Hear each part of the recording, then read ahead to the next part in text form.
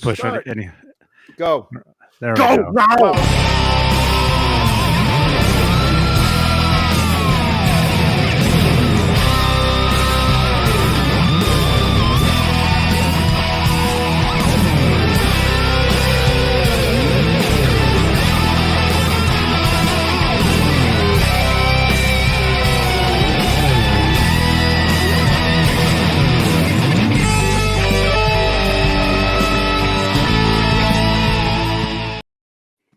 Okay, there we go. That was abrupt. There we are. Yeah. Hey, everybody. This is Johnny Beane. It's June 16th, 2020, 8:13 p.m. Eastern Time.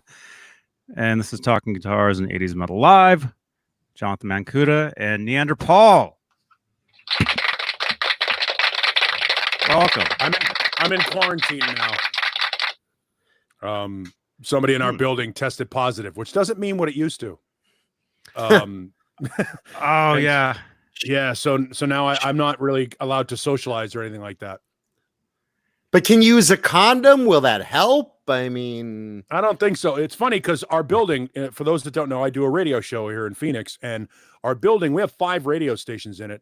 And from 5 to 10 a.m., the only one that has actual people in it is ours, because we figured it's like flying the day after a plane crash. Safest endeavor ever. Like, you know that the planes are all going to be plenty safe the day after a plane crash. So they have disinfected our entire building because one of the guys on the other radio station, on another radio station, tested positive for COVID.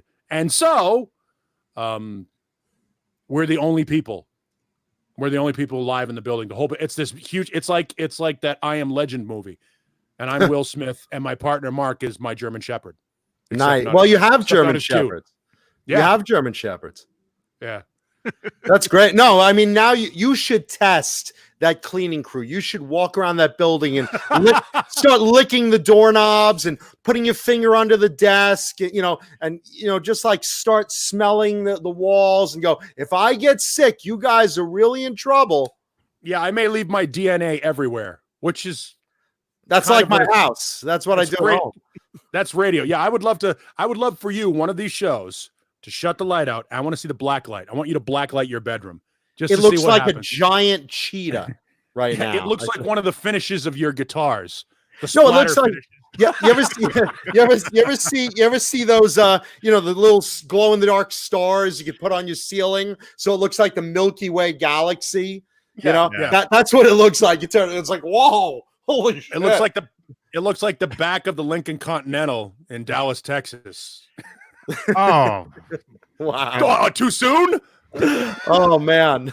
A few more years. just a couple. Wow. It's funny how you can make, none of us were alive when that happened, and yet we're making that joke. What the hell? That's great. Boy, he got some distance on that one. That's like a stalactite hanging off my ceiling. Man. Oh, good. We're on Facebook. Okay. I thought good. maybe we had lost Facebook, but Facebook is here. I see Amber Bell is over there, and hey, Amber. And Amber Bell is a stripper name. Jeff Alexander is over there. Jeff, how are you? So now I can't read the Facebook chat. So if there's any questions there, you gotta let me know, Johnny. No, the StreamYard, the StreamYard shows the Facebook questions. But I'm on the YouTube chat feed. Oh, okay. All right. There you go. Yeah. So if you're on the StreamYard one, you can just go to where it clicks out live comments. What are you looking at though? There.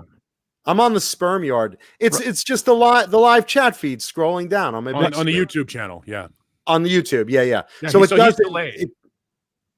Am I a little delayed? Let's see. I raised my hand. No. You're anything that you do on the YouTube channel is going to be a couple of seconds delayed from everything. Yeah, it is. It is. So wait, so what are you looking at here? Like what?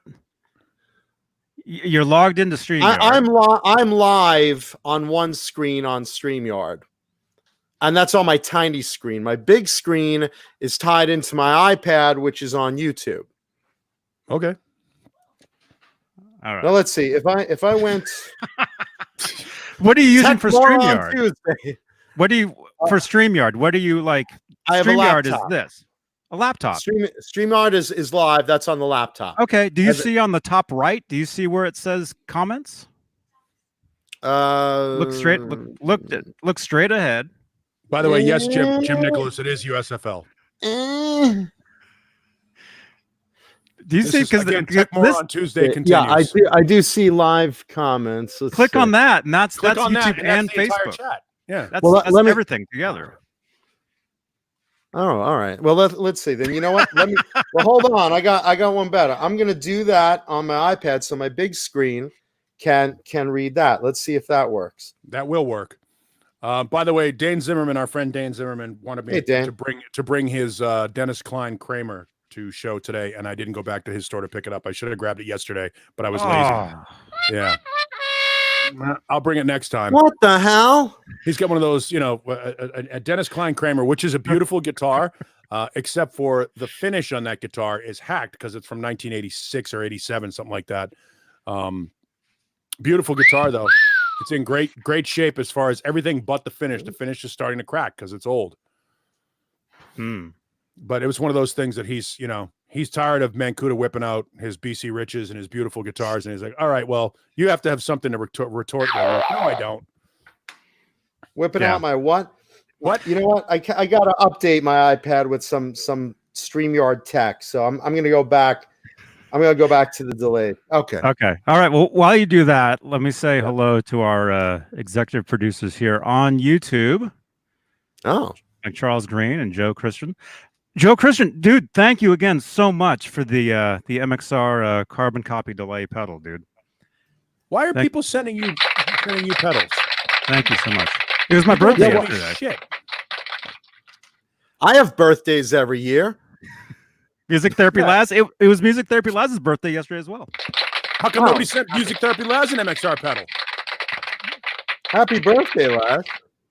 David Ennis, Thomas Santiago, Mike Neese, Connor Johnson, 1550, Michael Smith, Some Dave Dude, and Steve Carmichael. Let's continue to interrupt Johnny. Let's continue to interrupt Johnny so he can't read any of the names. I read them all. There we go. Those are the big bosses. Yeah. Those are the people that pay us. Yeah. They're the only people that pay us. Yeah, we do everything for free. I'm sorry, John. Did you not have all day to put your friggin' eye drops in? my eyes are getting dry staring at all those executive producer names. It's like you and Jennifer Aniston have chronic dry eye. I do. Well, you know what it is? I jerk off while I'm in a headstand. So sometimes it just kind of drips down and crusts over. It's like sleeping sands when you wake up in the morning and, except it's more like pink eye. Yuck. Or brown eye. Yeah. Oh. Hey, Jason Lee, I don't do drugs. So I'm not high. I'm actually this stupid naturally. If that helps. Jason just asked if I was high. No, but he is all hopped up on today's sponsor.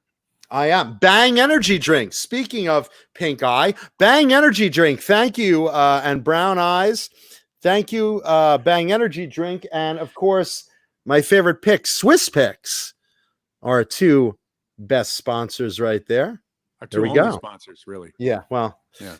Hopefully down the line we'll get a mayonnaise company. And well, you talk about creamy white things. I think our mayo product would be very appropriate for your show. Miracle Whip. Miracle Whip. Speaking of which, all our LGBTQ members out there, happy Pride Month. And I'll give you a clue. Today's guitar has something to do with Pride Month. So there's your clue of the day. Is the guitar player gay? I won't say. That's not a no.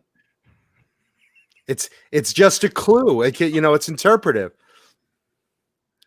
I kid. I joke. I kid. It does not. None of that matters. I kid. But here's your clue. By the way, speaking of Johnny's birthday, Johnny, did you or anyone in the chat notice my birthday greetings that I posted on your social media yesterday?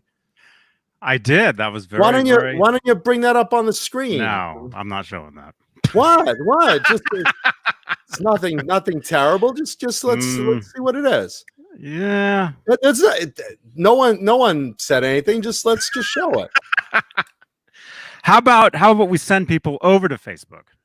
No, just post it up. Just post it. Nobody. I'm not showing it, John. You can't. You can't tell what it is.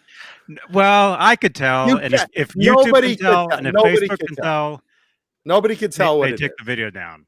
Nobody can tell what it is.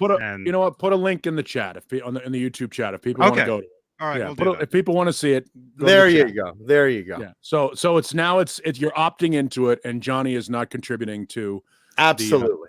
It's a special gift. I will tell you. I'm not going to say what it is, but it's a special gift. John Mancuda collects a lot of things, guitars and natural art by Robert Mapplethorpe. I'm very good. Let's just say I'm very good at birthday wishes. Yes. Last year, if you remember, I went live with Johnny's name across my ass. Happy birthday, Johnny Beane, written across my ass. Yes. That was last year. This year I did something different. Yep. Yeah. It involves yams. It might. It very well might. It was the other side. Ever heard of a lighthouse? Yeah, actually, it wasn't. Actually, it wasn't the yam bag. It was nearby. Yes. Taint the yam bag. Oh my gosh. Yeah. Cedric Picorni says, I saw it. I can now never unsee it. Yes. Lindy Lou and Mary want to know, is it public on Facebook? Yeah. Well, you put the it is until somebody reports it. Sure. Yeah. You put the link up. There's nothing to report. It's nothing to report. It could be. I even wrote Johnny's name on a portion of my arm. That's what I believe it was. You got wrinkly arms. Yeah, a veiny ones too. He's dehydrated. Oh, veiny ones too. Ah. Very veiny arm. So there is a picture on Johnny Beane TV Facebook group. So take a look. It might look like spray painted graffiti across a jagged rock. It might, You said rock, right? Yeah, something like a rock. like a rock. Actually, it's hard to write. It's hard to write on something hard when you're thinking of Johnny Beane, because then it's like, oh, geez, it's going down, and then But again, it's probably on my arm. I believe if I remember right, my memory is a little soft. I believe it was this part of your middle finger. I mean, it was rude because it was the middle finger.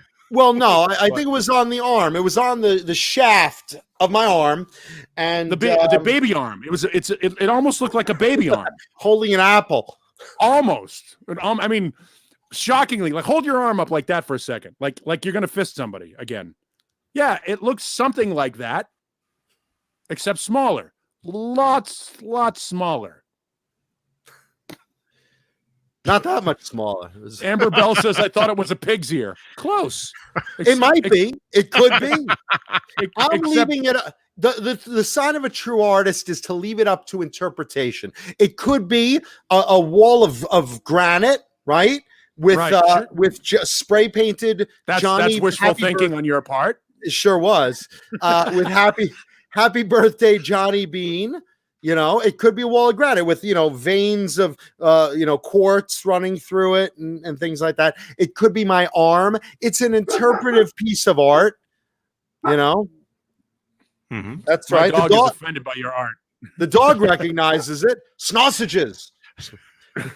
I honestly think you writing something in an inappropriate area and then posting it on Facebook would be a dick move. Absolutely. Absolutely. Total dick move. Absolutely. And that's why I did not exclaim that it was inappropriate. Right. I didn't say it was anywhere. Oh, look, Metalhead Hippie. Thank you.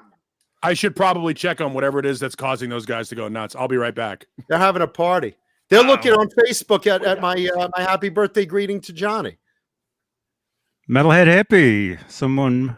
Buy someone a pick on me, peace, people. Thank you, man.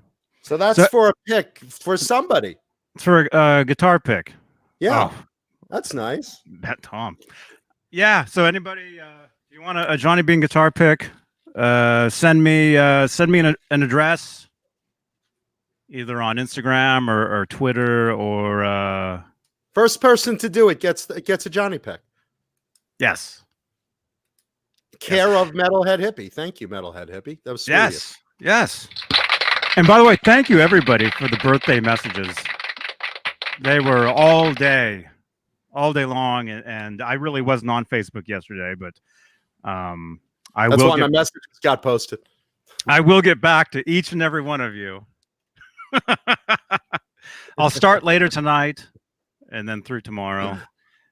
There was like hundreds and hundreds of well wishes and birthday greetings and all that stuff. And things like mine. Mm-hmm. Not as cool as mine, but Johnny appreciates every day greeting he gets. I do. Yeah, there you go. Yeah, so happy birthday, Johnny. That's very cool. Speaking of inappropriate, did anyone read my Facebook today? And there seems to be a trend. A friend of mine sent me an image and a link showing that there seems to be a trend going on of sex with grapefruit. And I don't know. I know where it originated. It originated from a YouTube video from this woman, Angel, and she basically gives tutorials on blowjobs. So this woman basically does how to give, good head to your man, blah, blah, blah, blah, blah. Anyway, she came up with this thing of using a grapefruit, like sliced the top and bottom of a grapefruit off and incorporating it into the action of giving oral sex to a man. So this video is like 3 million views on YouTube. Welcome back, you Paul. can look it up. Yeah. Paul was checking on his grapefruit stash just now.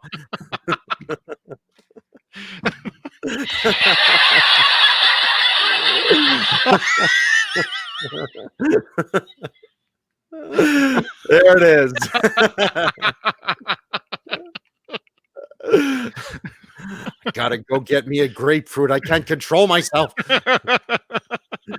So anyway, apparently this is a thing, and I said, well, I'm single. There's also, actually masturbating with a grapefruit. So I'm going to check this out. So I go to the store. I'm in Trader Joe's. I'm looking at the grapefruit, and I'm like, it's kind of big. And then I get down to maybe a kiwi, and I'm like, that's still kind of big.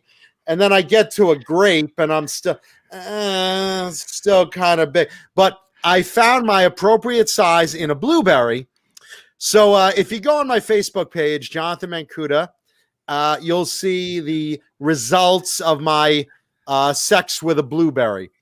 So there you go. Welcome back. Yeah, that was riveting. No, I'm really lonely, Paul. I'm really lonely. Got to get yourself a dog. Yeah, well, I saw Blue Rhino packing his bags the other day. He's like, "We've had enough of this." Make sure you get a female. I won't make that mistake again. There you go. So that was solicitors. I love when solicitors come to my house, and both German Shepherds go to the front door, and they're just scratching at the door, and I just go up to the door and I just go, "No, thank you."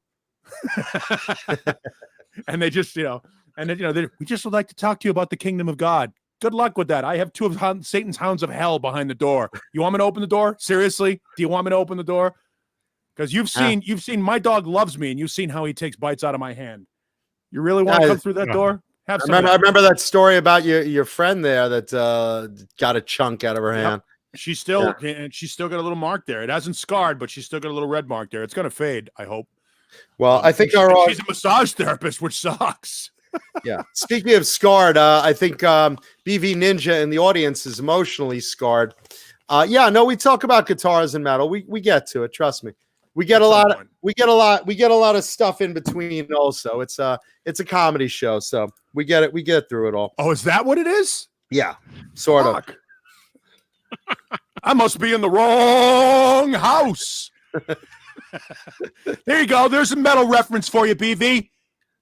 There you go. Little Dangerous Toys reference for you. That's metal.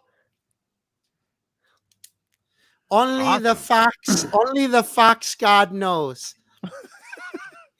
That's baby metal. That's baby metal. To truly huck a loogie, one must retrieve the phlegm not from the throat, but from the soul. That's a Revenge of the Nerds reference. Oh, I love that movie. Let's do a little bit of roll call because the fuck is a frush? I see everyone here. Fruitcake Tony says he was hungry 5 minutes ago. No longer. I'm good. I'm good for that diet, guys. If you're in the John audience, Mancuda diet, lots of protein.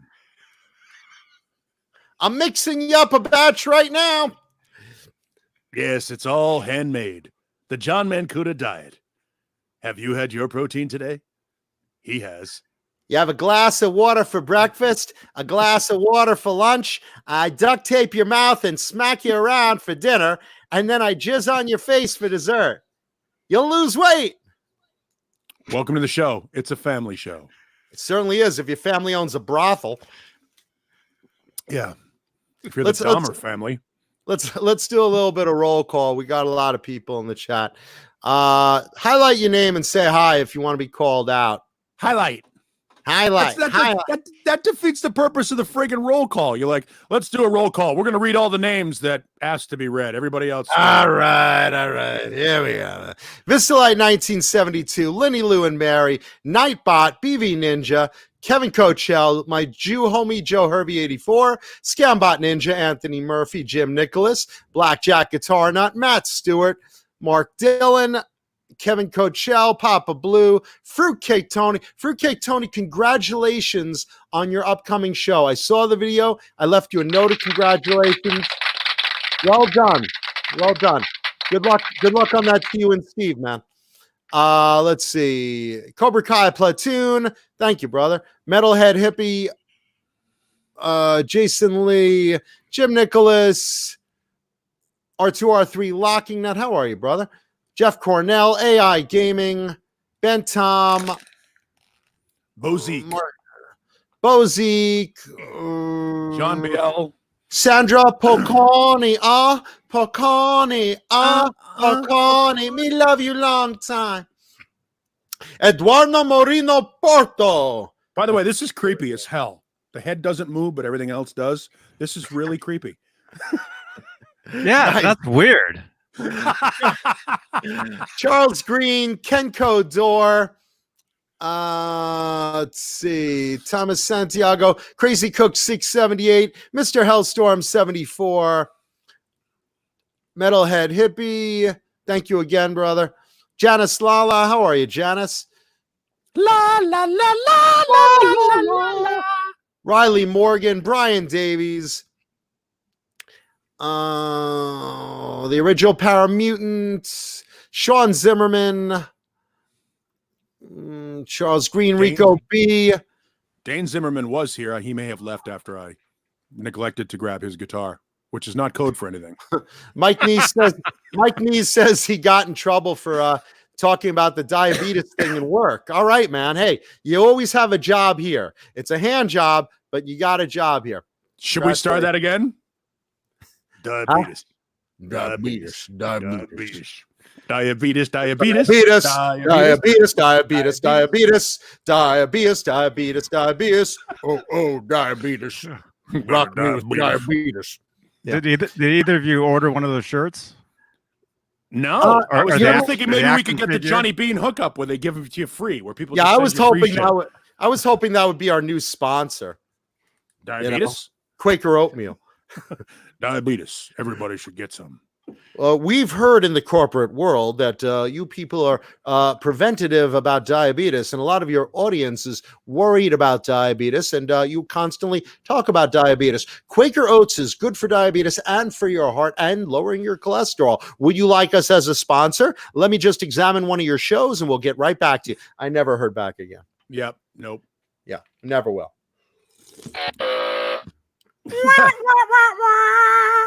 Johnny Bean with the fantastic Foley.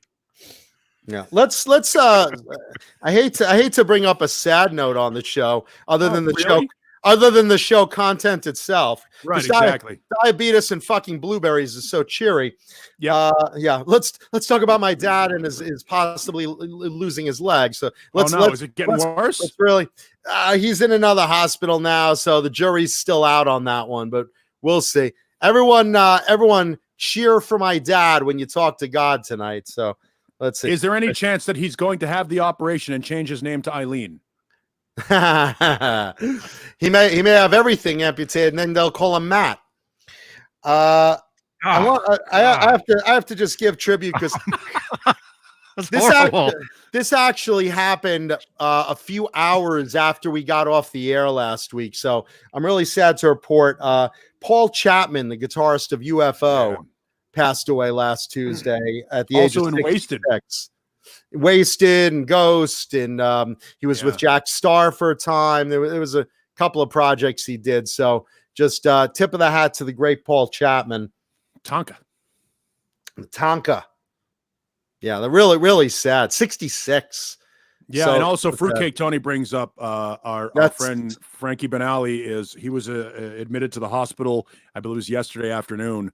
For those that don't know, Frankie has been fighting stage 4 liver cancer, which is not good. Since April. The prognosis is definite. He's not going to live. He's around now, but he's not going to be around much longer. That's just the reality of where he's at. God love Frankie Benali for his attitude. If there's ever been a guy that has dealt better with the shit hand he's been dealt, the fact that Quiet Riot, had one of the greatest guitar players of all time before they made it famous, then they made it famous and it all fell apart. Then he lost his best friend, and now, Frankie could not catch a break. Oh, by the way, he also had to play with Blackie Lawless and Wasp, which I'm sure was no picnic. But just a super guy, and we're all thinking positive thoughts. We all know how this is going to end. Let's just hope that Frankie is as comfortable as humanly possible right now for as long as he's still with us. Well, we're praying for you, Frankie. If you're watching, we're praying for you because nothing's definite. So we're hopeful. We're hopeful. He believes it's definite. He has accepted where he's going. He has accepted the diagnosis. He knows that this is how he is going to die. It's a matter of when. Nobody is looking forward to that day, but it's coming sooner for him than it is for most of us. Well, I'll probably get beaten in the street one day, but for Frankie, we're hopeful. And he gave this is also in my list of things to go through today. He gave a note out, a thank you to the fans, basically for always being there for him, for being optimistic for him, just like Paul. And I am being optimistic. I love Frankie. I think Frankie's one of the great good guys. We all love him. He's a friend of the show. We all love him. Love him. I want him to beat this. If anybody can, it would be him. His attitude is beyond. Not many of us would be in the same headspace that he's in. Son of a bitch. I hope I never have to deal with what he's dealing with. But if I do, I hope I can deal with half of the integrity that he's dealing with it. Yeah, and he basically says thank you to the fans also for the GoFundMe page that has been paying for his medical bills and his treatments. He's still going for chemo, and look, we're praying for you, Frankie. If you're watching, we're praying for you, and we love you. And again, he made a point specifically to give a very special thank you to all the fans and those supporting him, and we as fans really appreciate that. So yeah. And again, he's one of those guys that I don't think gets credit, again, because of the band he was in, for being as good a drummer as he is. He's another one of those guys like Fred Coury and a couple of these other guys that you can put him in any band situation and he brings it. And if you listen to some of those other Quiet Riot records, like the older stuff that sort of flew under the radar, his drumming is very John Bonham-like. He's a very, very good drummer and an even better guy. And I want things to go well for him. Yeah, we all do. And again, he's supposed to go home. So, he's fighting this tooth and nail. He's going in for constant chemo. He always has an IV going. Look, it's a rough fight. I know this. My mother's, been fighting leukemia since the 90s, and she's on, luckily, a drug to keep her alive. But it was very touch and go back in the 90s. She came very close to passing away, and now my dad's been hospitalized for weeks with water on his heart and water in his lungs, and infection in his bone, and they're he's diabetic, very seriously diabetic. He's already lost nose and diabetes, and they're trying everything possible to try to save his leg, but look, it doesn't look good. And I'm so. By the way, Janice Lala, sympathy to yours, who lost both his legs. I just read the chat. So sorry to hear that. Same thing to Kevin Coachell, whose father died from the diabetes. Yeah, it's a rough thing. I mean, we joke about it to make light of everything, because you guys come here to be entertained and forget about all the dark stuff that's going on in the world right now. So sure, we go over the top, but the reality is, we all get sick. We all have these things. It hits close to home sometimes, like, with my mom and my dad, and you got to face it with humor. You got to, because otherwise, you go to dark places, and I'd rather face the dark humor of it and try to keep lively than go into depression about things. And cancer took both of my parents, and I still, and one of the great things, and I don't want to say this to come out the wrong way, but one of the great things about it is the one who made the most inappropriate comments about my mother's cancer was my mother. She had a great sense of humor about it, and I think Frankie Banali is dealing with it the exact same way. It's like, little dark comedy there to try and get you through what is obviously a stressful time, man. Laughter has a healing element to it. That's been proven, that laughter releases an endorphin that creates healing. And so if we can joke about some of this stuff and sort of deflect from the negativity of it, and by just sort of having fun, hopefully, and again, if Frankie is watching, and we know he's aware of the show, we all want you around. We want to be very able to much so. We want you around, and we want to make fun of your hair like we did Kevin's. There you go. Yeah. So best wishes to Frankie, and sympathy on Paul Chapman. And on his birthday, by the way, that was the other thing that sucked. I know, right? He died on his birthday, which means he lived a complete life. Like, you don't get to pick your end date, but your birth date is predetermined, and then your end date happens. But he died on his birthday, so he had a complete life. It was bookended completely at the same day. What if that's how it was supposed to be, though? Wouldn't you be like freaked out every time your birthday came back around? Maybe. Johnny, didn't you just have a birthday? Yeah, and I'm still here. Did he get any gifts? Any special next year? I did actually. I actually have something to open here. Somebody sent me something. It's a picture of Jonathan Mancuta's baby arm. That's the best I could afford, Johnny.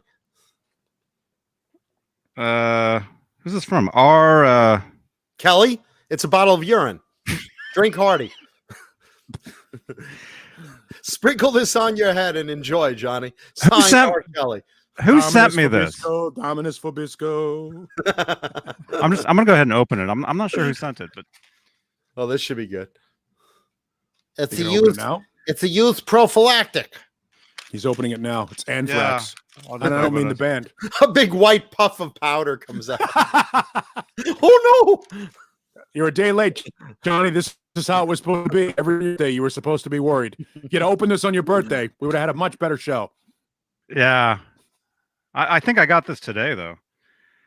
Syphilis? What is it? Okay. Yeah, so it's a birthday card. Oh. It's a bunch of pinatas. This is this is a very interesting predicament, Mr. Phillips. Looks racist. Revenge of the Pinatas. That's what it says. Revenge of the Pinatas. Oh, I see. The pinatas are beating a human. That's fun. There you go. And it's happy birthday. I don't get it. It's from your wife. Roses are red, violets are blue. Oh, okay. My bags. I'm leaving you. Read it on the air. Oh. Okay, this is from. Can I read your real name? Are you watching? I don't know. I don't want to read it for them to answer you. There's three microphones here, and they don't have one. I don't want to read the guy's real name just in case he has a different name on YouTube. But thank you so much. And he sent me one of his guitar picks. You are the most Eddie Van Halen. What's that? Right there. You are one of the most secretive people on the internet. You really are. I don't want to read your real name. I don't want to give you any location because the government is watching us. Watch, he's under witness protection program, and Johnny just blew it. The mob is like, "Hey, Beane, where's that guy located? What's his address?" Well, because a lot of people, let's look at this. I dress my cock up like a piñata and beat it for candy. Like Hellface. Do you think that's the guy's real name? Yes. What do you think? It's Hal Facenstein? Maybe it's Halfachi. H. Al Face. Joni loves Halfachi. Yeah. Well, no, I don't want to read the guy's real name just in case he's watching this. And thank you so much. He wants you to know his real name. He shouldn't have signed his real name. Bruce Wayne. Signed Batman. Bruce Wayne, but don't read that on the. Signed Peter North. It's signed in spurt lettering. Peter North is the greatest name in porn. You don't know how many years. You don't know how many years went by before I went. Oh shit! Really? Halabetus. Johnny Beatus. Johnny Beatus. Beatus. No. I actually. Is that all you got for your birthday? Did you get anything card? Else? I got a card and a guitar pick, and then I got a pedal. Right here, I got the little mini more than I got. carbon copy from Joe Christian. Thank you again so much, man. Is that his real name though? It is. Mr. Christian, thanks for the pedal. Then you motor or Motorhead. Speaking of Motorhead, that's a good lead into a story I have. Lemmy Kilmister of Motorhead, rest in peace, Lemmy, the great Lemmy Kilmister, has a biopic in the works now. It was announced. So much like Freddie Mercury, Lemmy is getting the movie treatment, and no casting announcements yet. But I know who should be him. Who should be him? Yeah, if you're watching, director. Yeah, but that's, I don't know that they're going to be able to. They're not going to be able to do anything that supersedes the actual Lemmy movie, which was fucking awesome. It was as good can be. I don't know that telling the story of Lemmy is going to be any better than the actual movie Lemmy. You know what I mean? It'd be very difficult to tell that story and do it justice. I mean, it's like watching a documentary on Motley Crue versus watching The Dirt. I think you'll have more behind the scenes, dirty stories, and tell-alls about it. I think that'll be fun. I think Lemmy has told all the stories, and like when you watch that movie, and I don't know if you have the Lemmy DVD, but there's a second disc, and there's like 4.5 hours of extra shit of like people like Joan Jett and Slash and everybody telling Lemmy stories, and Lemmy telling Lemmy stories and all that stuff. Like amazing shit. And Lemmy was my first interview in '86. I was an 18-year-old kid, had no idea what was going on in the world, and that was my explosion. It was like when Henry Rollins tells that story about when HR from Bad Brains jumps on his chest and he goes, I'm going to do this for the rest of my life. That was the reason why I do this. I have Motorhead tattooed on my leg because he was my first interview. And it couldn't have been a better experience. Henry Rollins once said, Lemmy was the guy who remembers a time before rock and roll. He's like the linchpin. He was a guy when Lemmy started out in the Rockin' Vickers, there was all the music was Patsy Cline and Pat Boone and all that stuff, Gene Pitney and all that shit. There was no rock and roll. And then rock and roll happened. And Lemmy was there at that moment, at the tipping point before rock and roll. And you think about that, and that I think gets lost in this telling of his story, is he was there when it all happened. he was one of the first guys. I think Bo Zeke nailed it on the head. Lemmy will be played by either Courtney Love or Halle Berry, because Hollywood loves to gender and race swap everyone who's white and male these days. So think about James Bond, Ghostbusters. So he might be right. Halle Berry would make a great Lemmy, I think. Lemmy would love Halle Berry. I would love Halle Berry. Lemmy had a thing for Halle Berry and Janet Jackson, and doesn't. A couple other, there was a couple of girls, because I brought it up again in an interview, and Lemmy was great. The answer was great. He had said something about Janet Jackson, and I went, this is the second time you've mentioned Janet Jackson in this interview, and his response was typical Lemmy. He goes, "You got a fucking problem with Janet Jackson?" I was like, no. I thought the interview was about to go wrong there, but he was awesome. I like the way she wears ninja throwing stars on her nipples. I thought that was funny as hell. During that Super Bowl wardrobe malfunction, pulls off her shirt and she's got like this metal, it looks like a ninja throwing star on her nipple. And I'm like, that's neat. Yeah. That's kinky. All right. Yeah. Yeah. Who doesn't like her? Or Halle Berry? Jeez, that woman never ages. She's so hot. Oh, she's so good looking. She'll be in the Jonathan Mancuda Destined for Greatness story. That's my biopic. Written by Blue Rhino. It'll start off. I was there. I saw it all. The debauchery. Yeah. It should start out just like The Jerk. I was born a poor black child. I was born a poor Jewish child. Thank you, Sandra Picorni. We love Blue Rhino. Everyone loves Blue Rhino. Blue Rhino gets like 5 times the fan mail I do, like easily. Mm-hmm. He gets gifts. He gets pedals. He gets guitar picks. He doesn't even play. He gets all sorts of cool stuff. Wait till you find out he's leaving Popcorn the band. Again, another solo act. Solo act. Hi, buddy. I hear that panting. Is that the dog? Oh, okay. Whoa. Sounds. I feel like I'm watching an OnlyFans video. This is my boy. This is the one that will kill you if you come. See, he goes after my own hand. If I come, it's funny. He wants to bite my hand. And he's like, "No, Daddy, I love you." While you're rubbing one out, he gets worried you're hurting yourself. He bites your hand. Thank you, Riley Morgan.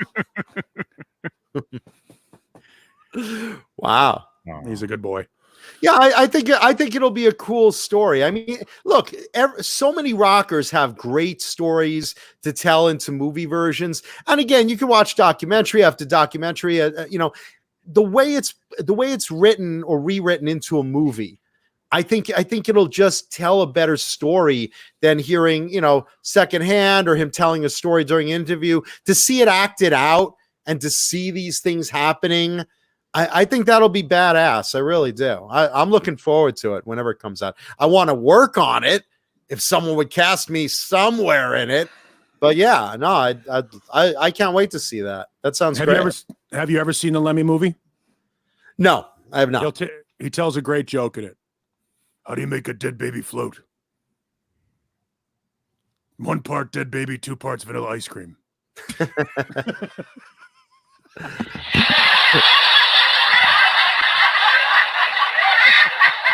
I may have the ingredients backwards. I heard such a good joke this week. I'm just gonna tell it. Just not that I want to get into us telling jokes, haha. But yeah, waka waka, we're a joke show. Yeah, no. So this guy goes to the doctor. He's got to get an exam, and the doctor looks at him. He says, "Listen, I'm examining you. You've got to stop masturbating." And the guy says, Why, Doc? Why do I got to stop masturbating? Because I've got to finish the damn exam. Because I'm examining you. Yeah, I know. An oldie but a goodie. Speaking of old and good, please leave a thumbs up on the video if you're watching. Even if you hate us, please leave a thumbs up. We appreciate that. Especially if you hate us.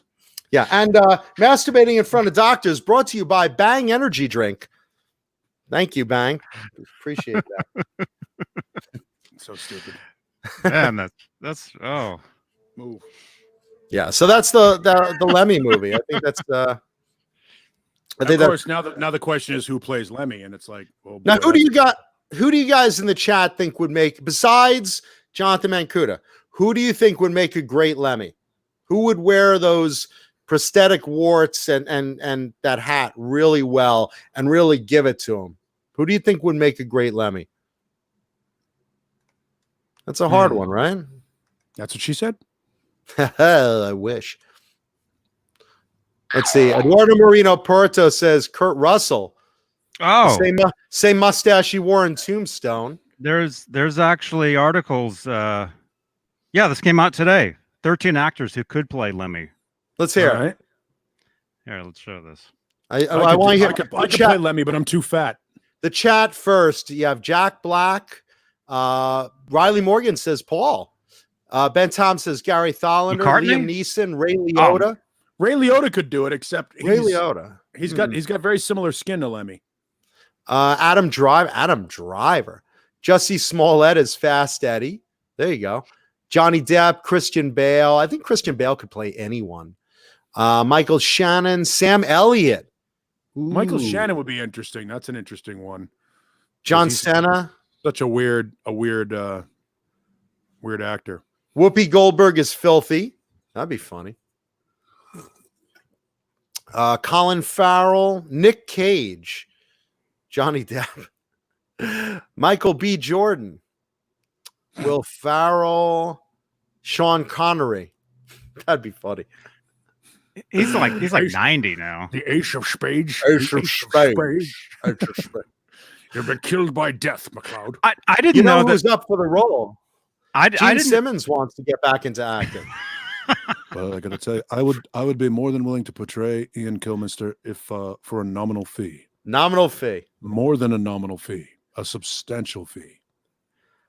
You know, we were working on a new Kiss record in the studio, and then Gene announced he wanted to get back into acting, which I didn't recommend he did in the 80s because he was in drag.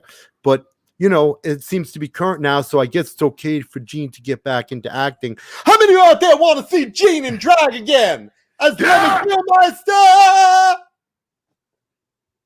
You know what? Somebody brings out Sylvester Radio. Hugh Jackman could pull that off. So Hugh Jackman could pull that off. Yeah, Hugh Jackman could work. He's really versatile, man. He's really that guy could make it happen. Han 36 Solo says Kevin Bacon. Kevin Bacon actually has a new movie out I'm looking forward to seeing. That looks good. I'm finally catching up on City on a Hill, which is better than I thought it was. That thing that miniseries he was on I think it was HBO or Showtime. Kevin Bacon, man. Wilfred Brimley. If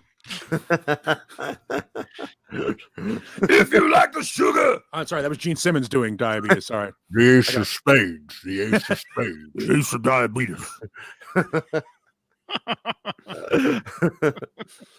I am the one Diabetes Tron. Love it. Bruce Campbell. Jason Bruce Campbell might be cool. Bruce Campbell can't really act, but he'd be great. Well, Lemmy can't really act either, so you know, right? Got to work. Lemmy can't really sing. Bruce can't really act. So if Bruce doesn't make it, he could be David Lee Roth in the Van Halen biopic. Because there's another. He only plays people that can't sing. So there you go. Keeping it real. Keeping it real. Yeah. Another vote for Liam Neeson, Eli Roth. Liam Neeson would like to do some improvisational comedy. Mike Turner says the guy who played the Joker. Oh, Cesar Romero. Yeah, no, there's a good one. Sebastian. Joaquin Phoenix could pull it off. He could pull anyone off. Sebastian Bass says Arnold Schwarzenegger. The Ace of Spades. The Ace of Spades. If you like to gamble, I tell you I'm your man. Come on. Come on, the Ace of Spades. We're going to the rainbow. Quick, get to the rainbow. Here's the story. There's only you. No other thing for you to do. There's only me, babe. There's only me. Quick, filthy, throw me the kildo. Meryl Streep, I'll tell you. Oh, she can do anything. She really. can do literally anything. I mean, Academy Award for greatest portrayal in a biography. Fucking Meryl Streep. Who would have thought? I would have. Jeff yeah, Cornell says, let me beat it. Right. Ricky from Trailer Park Boys would probably work it out, except he's a little on the fat side. Dolph Lundgren. Who is the guy from Silicon Valley?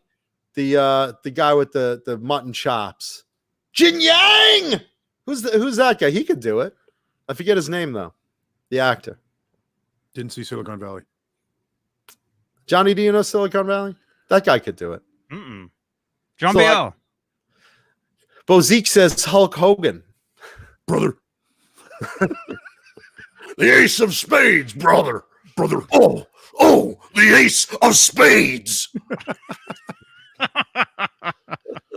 We're going to the Omni. Then we're going to have a cage match in the Rainbow. Oh, Amber Bell brings up Willem Dafoe. That'd be an interesting one. And Willem Dafoe would do the role because Willem Dafoe will play any fucked up role you can hand him. I know Like that. if it's a fucked up role, Willem's like, I'm in. Kevin Spacey, Tom Hanks. Tom Hanks, another one that could technically do anything. Sure. I could just imagine. Macho Man Randy Savage, Vince Vaughn. Macho Man Randy Savage would be great. Steven He almost has the Seagal. voice. Steven Seagal has that face. Put a couple of mutton chops and warts on Steven Seagal. He could be Lemmy. By the way, every time we say Lemmy, my dog is snapping her head around. Oh, She wants because her name is Lemmy. oh, that's true. That's true. Dennis Leary would work. Billy He Bob has that same- Thornton, Paul Rubens. The ace of spades, the ace of spades on my bike, the ace of spades. I could see fucking Macho Man as Lemmy. I hate you, Fast Eddie. I hate your guts. Christopher Walken. Oh, yeah. I'm just sitting here thinking about the ace of spades, constantly thinking about Fast Eddie and those fucking Fastway records. I hate you, Fast Eddie. Nice. Christopher Walken would be great, doing ace of spades. If you like to gamble, I mean, I'm your man. Weird Al Yankovic. That would be a fun one because he wears fat suits and prosthetics. That would be funny. Ron Jeremy. Well, there you go. Ron Jeremy, not tall enough. Yeah, but always at the Rainbow, so he's method acting. So. Yes, he's definitely and has had sex with almost as many women. Steve Buscemi. Yeah, Steve Buscemi would probably make that work. Yeah. I really like small, the ace of spades. The ace of spades. I don't believe in tipping. Fuck you, break out $1. You cheap fuck. Yeah, now he wants to go to the Rainbow. I don't want to go to the Rainbow. Don't want to go to the Rainbow. Yeah. But he knows Fast Eddie. He's very good friends with Fast Eddie. Robert De Niro. I think Bobby De Niro is a little old. As opposed to Sean Connery? Well, I didn't agree with Sean Connery as a choice. Ed O'Neill. Ed O'Neill would have been funny. Tim Allen. Lemmy, ever hear of Al Bundy? It's like you got Jerry Seinfeld and the Ace of Spades. What's wrong with the two of clubs? Two of clubs. Ace of Spades, two of clubs. I don't know. Just for Timothy Oliphant would be great. Ian McShane would be great. Yeah. Ian McShane would be great. That'd John be great. C. Riley. John C. Riley would be good. For the record, and that. just Motorhead has more songs than Ace of Spades. I don't know what we keep referencing that because that's the only one anybody It's just knows. a funny one. Because that's the only one we can make jokes about because everybody else will be like, What the hell is going to Brazil? Snoop Dogg. Well, there's definitely one to keep in track with pop culture. Snoop Dogg. The Ace of Spades. Yeah. Yeah. The Ace of Spizzle. Spizzle my shizzle. Over you to like- the rain bizzle. If you like to gambizzle, I'll tell you I'm your Negro. The ram bizzle. Rain bizzle. Dana Carvey as Garth as Lemmy. Yeah, Gary Oldman would be great. Jason Lee, another guy that can do any role. Gary Oldman, one of the greatest actors of our generation that nobody really references. Oh, fuck, Sam Rockwell could probably pull it off too. I could see Sam Rockwell in that. Yeah. Listen, I hope the casting director of this movie is listening to this episode and casts me as roadie number 3. Oh, I'll take any role right now. If I could be in the Lemmy movie, fuck, I'd be awesome. I'd love to do that. I'd do it for scale. I do. You could be yourself interviewing him at 18. Yes. There you go. I've interviewed him enough times. I could actually tell you that's how I could do it. Like Danny Trejo, when he started out, he was an extra, like a stuntman extra on Heat. And when he found out how they were trying to shoot all the bank robbery scenes, he's like, I've been a bank robber. That's not how it's done. And they were like, really? It's like, yeah. And he ended up as a technical consultant and ended up in the movie and all that stuff. So that's what I could do. I could sit there and go, no, that's not how Lemmy would do it. Someday you'll own a chain of taco restaurants too. Fuck, man. Trejo's making more money off those taco trucks than he ever did in movies. And his donuts, and he's got so much dripping out of him. And he's a fucking superhero. I don't know how often this happens in Los Angeles, but what was it, a couple of months back when that car accident happens in LA, and who comes running out of the crowd to pull a woman out of the car? Holy shit, it's Danny Trejo! Machete! Okay, unbelievable. Macheteing the door open. And talk about a guy who started off his life in the wrong direction and turned it around. Everybody that I know, I've never met him, but everybody I know that's met him says he's the nicest fucking guy. That's what I hear too, insert. Yeah, I hear he's one of the nicest guys out there. So I know a guy that was eating at his restaurant, and Danny came in, right, and was walking he around it up. while he was eating, and he couldn't believe it. Was he like talking to people and stuff? Yeah, he was going around to customers asking them how the food was. Yeah, he just came out of nowhere. He had a machete. He's like, "How's your food?" But there's a guy that's smart because look, Danny Trejo's never going to be cast in a lead role in a rom-com. So he took his money and he invested it well. And now, I mean, and he's another guy that got famous late. Like he was already in his 40s when he got famous. Like he stumbled. He's a guy that sort of failed into acting. Good for him. Nice.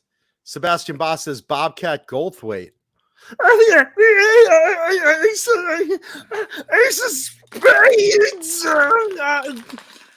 Well, Bobcat Goldthwait, the only guy in Hollywood more annoying than Gilbert Gottfried. I would tell you if this is the ace of spades. I'm thinking of a card. I have a card in mind. Is it the 3 of diamonds? I don't think so. The Queen of Hearts, maybe. Nope. Let's go to the rainbow. Love it. Killed by death. I'm dying over here. Here's my agent, Jay Hannon.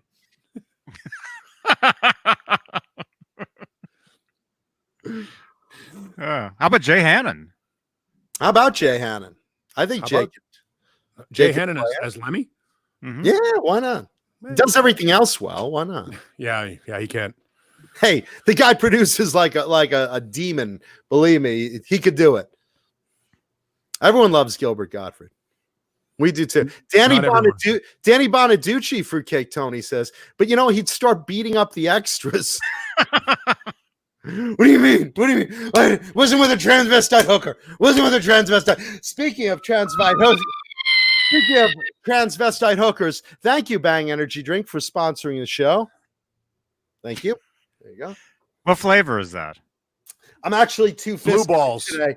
I opened a fresh Bankster berry. Blueberry. I had some rainbow unicorn left over, but the feature flavor is Bankster berry today. So that's my fresh one. And this is my from the other day. I'm still nursing. Birthday cake. Oh no, rainbow unicorn. I'm sorry. Birthday cake was your flavor, Johnny. Yes. Sean Penn, another one that'll beat up the extras. They Ben take pictures of them. Ben Tom says Danny Trejo is 75 years old. I'm astonished to hear that. He doesn't look a day over 106. Yeah, he looks 70. Danny Trejo has Abe Vigoda disease. That's when you look like you're 70 when you're only 38. It's same as Wilfred Brimley. People forget that. Yeah, people forget that Abe Vigoda, when he was on Barney Miller, they're like, what was he, like 70? Like, no, he was like 40. It's like 24. 41, yeah. Abe Vigoda disease. It's a lot like Uma Thurman disease. That's when you're sometimes hot and sometimes I'm really 26. 100. Yeah, 26. I was born in 1926. Lenny Lou says, when is Bang going to have a Blue Rhino dedicated flavor? That's a great question. Bang energy drink, because I know you're watching the damn show. Hey, how about giving our little blue friend here his own flavor? You know, he's what he needs to get his ego bigger. Yeah. Oh, he's so modest. Woody Allen as Lemmy. He's so modest. Woody Allen. Is Woody Allen still alive? Yes, Yeah, and still banging his stepdaughter. Yeah, why not? If you could do it. Is she still 13, or is she grown up since then? I don't know. They never age. I Mickey keep getting Ward. older, but they stay the same age. All right, all right, all right. I wonder if he wears that sperm costume to bed. We're gonna do something kinky today. Sunyi, we're gonna try something a little different. I want you to take that chopstick and poke it right in my eye. Jeez. You know, it was going well until you made it racist. The pedophilia, we could go with the pedophilia, we could go with the incest, but once you brought the race into it, it went wrong. Not written. No racism here, kids. Not on this show. Not on this show, boys and girls. Not on this show. He's a Jew. He likes eating Chinese. What? Not on this show. On New Year's. New Year. At Christmas, we like it. Yeah, we Jews love Chinese food. I wonder if yet you hate the Chinese. No! Don't even say that. Your mind? I know. I'm sorry. I apologize. That was racist. Jesus. Oh, I'm the bad guy. Paul's racism brought to you by Bang Energy Drink. Bang.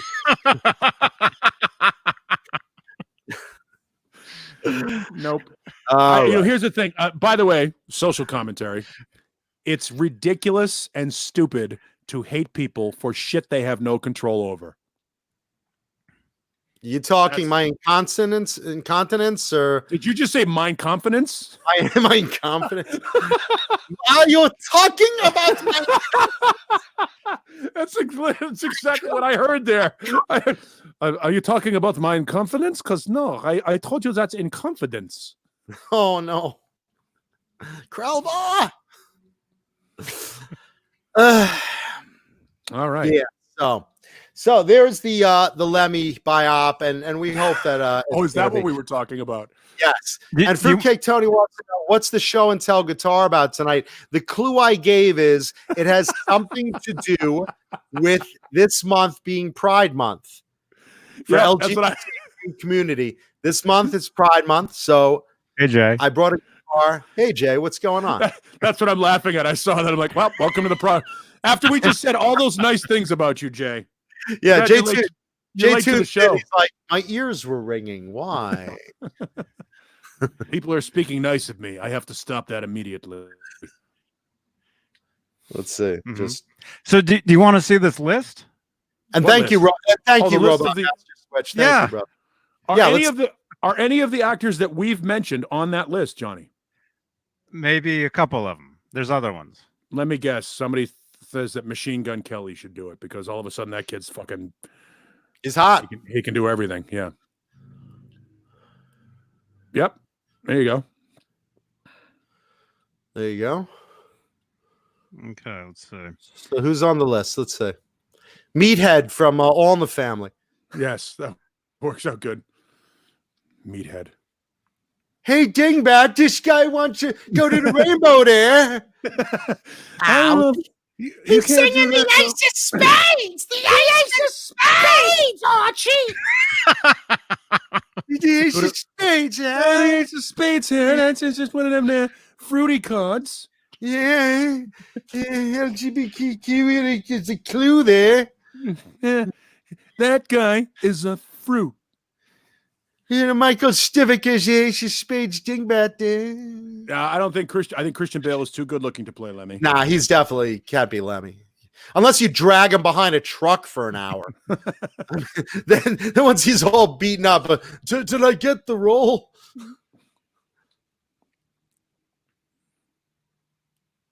Yeah, Christian Bale can't do it. Orlando Bloom, again, also too good looking. Too good looking. Who the hell came up with these two so far? If I see Johnny Depp, I'm going to scream about that too. Well, you know, Depp at least is versatile though. I could maybe see Depp. Russell Brand. I wouldn't want him to be Lemmy because I hate him so much and I love Lemmy so much. I could see him doing the role though. He's too tall. How tall was Lemmy? Lemmy's only like 6 feet tall. And how tall is Brand? I Only. think he's like 6'5". Is he really that tall? He's taller than me? Yeah, I think he's tall. Real tall. I Jeez, could be I'm wrong, almost but I think he is. 6'4". Yeah. Ask John Biel. How tall is Russell Brand? Watch, he's like 5'9". Yeah. All right. Well, Russell Brand gets a possibly from me at least. Paul's And now and they do Russell Crowe again, another guy. well, he's got the wart for it. He's got the wart. Yeah, he's working on that, but I don't know that he would want to ever be Lemmy. Keanu Reeves could do it. Kevin Coachella brings it. Keanu Reeves could kind of do it. Yeah. Nah. Plus Keanu loves rock, so he understands. Like, to me, the guy that plays Lemmy should understand Lemmy. Oh yeah. You know what I mean? Like, I don't think you can just get somebody like some actor. Like if Adam Driver did it, I would hate him because he'd be emo Lemmy. Crowbar says he's 6'1". Russell Brand? I mean, yeah. I think Russell Brand's bigger than that. Maybe it's just because he's so skinny. I mean, I'm 6'4". I mean, it's Kiefer Sutherland could probably pull it off. nah. Maybe. I can't see that. But he'd certainly do all the drinking and drugs. It can't be a really great looking guy. It can. Russell Crowe, I could see. There's your boy right there. Billy Crudup does it. Crudup, I could see. Yeah, he'd be great. Plus, you know, he was fucking outstanding in Almost Famous. I love that movie. Yeah, that's a great movie. Yeah. Linny Lou says she's got the facial hair, but not the mole. Linny, if you want to apply for the role, you know, because it's possible. It's funny now. Everybody says Lemmy was only 5'10", and I sent Johnny and John a picture of me with Lemmy. I'm between 6 and 6'1". I'm almost 6'1", and I'm standing right next to Lemmy, and we're about the same height. So it's because he wore the heels, because he wore the cowboy boot heels that made him look taller. Let me see. When was that? On Saturday? No, the picture you look or a long time ago? No, look at the picture that I just sent you and John on the Oh, I thought you meant John B.O. No. I'll post it up. Picture, the picture that I sent of me and Lemmy, I'm 6'1", and Lemmy's standing right next to me. He's about the same height. And again, it could be because he's got those cowboy boots with fucking 3-inch heels on. But he and I were about the same height. Really? Huh. You look taller than him. I'm a little taller than him, yeah.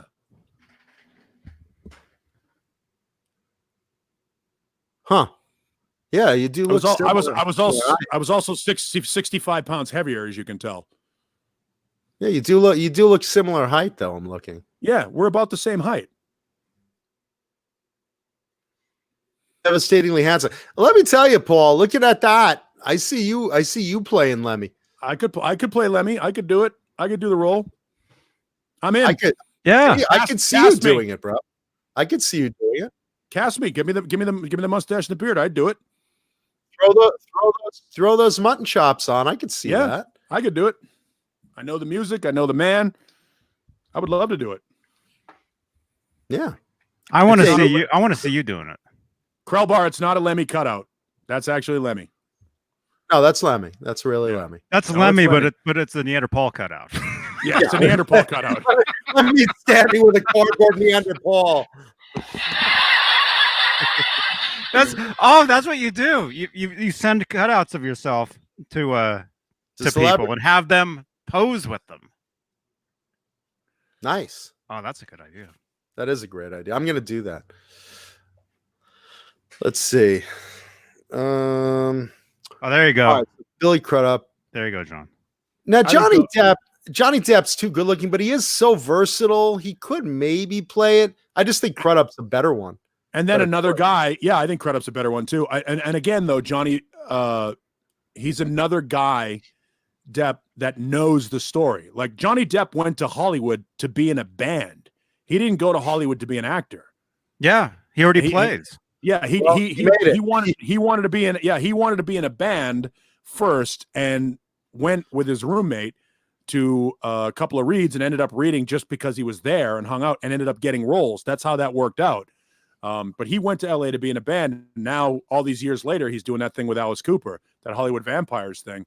So he knows who Lemmy is. He understands the legacy of Motorhead. Would be a good guy to do the role, but again, too good looking. Yeah, they have makeup, but I mean, I've seen him in a lot of acting roles that they molded him into, and he's good at it. He still looks too young and not as gnarled up as he should to play Lemmy. Yeah, Lemmy's had a lot of miles on him very early. Lemmy looked better in his 60s than he did in his 20s because he was on so much crystal when he was younger. Robert Downey Jr. could do it. His age caught up with his looks. Yeah. Downey Jr. could pull it. He could pull it. And by the way, if anybody is interested, if you've ever really wanted to know, Google Robert Downey Jr. sings Driven to Tears. Yeah. He does a fucking phenomenal duet with Sting. I saw that. Oh my God. I mean, super talented guy. They're good friends. They're good friends. And they've performed together many times over the years. Yeah. I mean, you look at Robert Downey Jr. is one of those guys, man. You want to talk about a guy that is beyond talented. A, super good looking. B, started out as an amazing young actor, got so fucked up that he almost died and went to the edge of failure, came back, and he's an accomplished jazz musician and can do no wrong now. He's one of those guys, but there's a guy that needs a biography, a pick after him. You do a biopic of Robert Downey Jr. I'm an accomplished jazz musician. Yes, I know you are. Jazz? Oh, I'm sorry. Yeah. Cobra Kai Platoon. Yeah, we did say Kevin Bacon. Crowbar says if Rip Torn were alive, he could do Lemmy. Definitely. There's the mustache that keeps on giving. Who else? Yeah. I hate to say Jared Leto could do it, but he could do it. Yeah, Don't like him, but he could do it. I just want it accurate, and he could definitely pull it. It looks like a younger version of him, kind of. Yeah, he could do it. Jared Just Leto, add the mole and add a few years. As big an asshole as he is, he's a super talented guy. Yeah, and Robot Master Switch. No, that biopic is really happening. That's in the works. They're getting the ball rolling on that. That's not just a tease. That's real. And Jared Leto could do it. Yeah, Jared Leto could definitely do it. And there they go with the Daniel Day-Lewis. Daniel Day-Lewis is versatile enough, but I don't think Daniel Day-Lewis would lower himself to do Lemmy.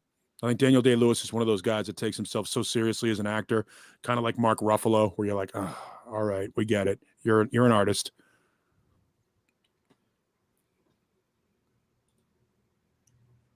No, Jesus Rapes Me. The guitar of the night for show and tell is not the White Line When the Children Cry video. It is not. It is, however, I'll give another clue. It is a very big celebrity guitar. So it is a big deal. This is not an average guitar. Tonight's show and tell guitar is a celebrity guitar, but it has something to do with Pride Month. So there you go. It is a known and recognizable celebrity guitar tonight. Just FYI. McConaughey, no way McConaughey as Lemmy. No.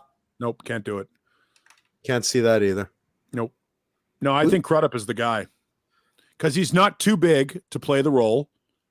Ed Norton, fantastic actor, but I don't know that he would do that role. I think Billy Crudup is the guy because again, not too big, and probably gets the concept of Lemmy. You know what I mean? Crudup, Leto, and Thornton so far my leads that I would say Crudup and Leto so far are the two guys. Rourke. Mickey Rourke could actually pull that off too. He's really underrated. You know, after seeing his turn in The Wrestler, what an actor. Like, I mean, obviously Mickey Rourke was a good actor for a while. Sure. Another guy like Robert Downey Jr. who went to the Edge and came back better. But I mean, between when he came back in Sin City and then The Wrestler, I thought to myself, well, Jesus, he really is a good actor. Robot Master Switch, Crudup, you say Crudup already played a rocker. Yeah, but what's his name already played Green Lantern and then Ant-Man, and it happens. And then Chris Evans played the Human Torch, and then he played Captain America. It's right. You could be versatile. It's okay. Charlie, yeah. If Phil X could act, yes, I could see Phil X as Lemmy. He's really up for that role?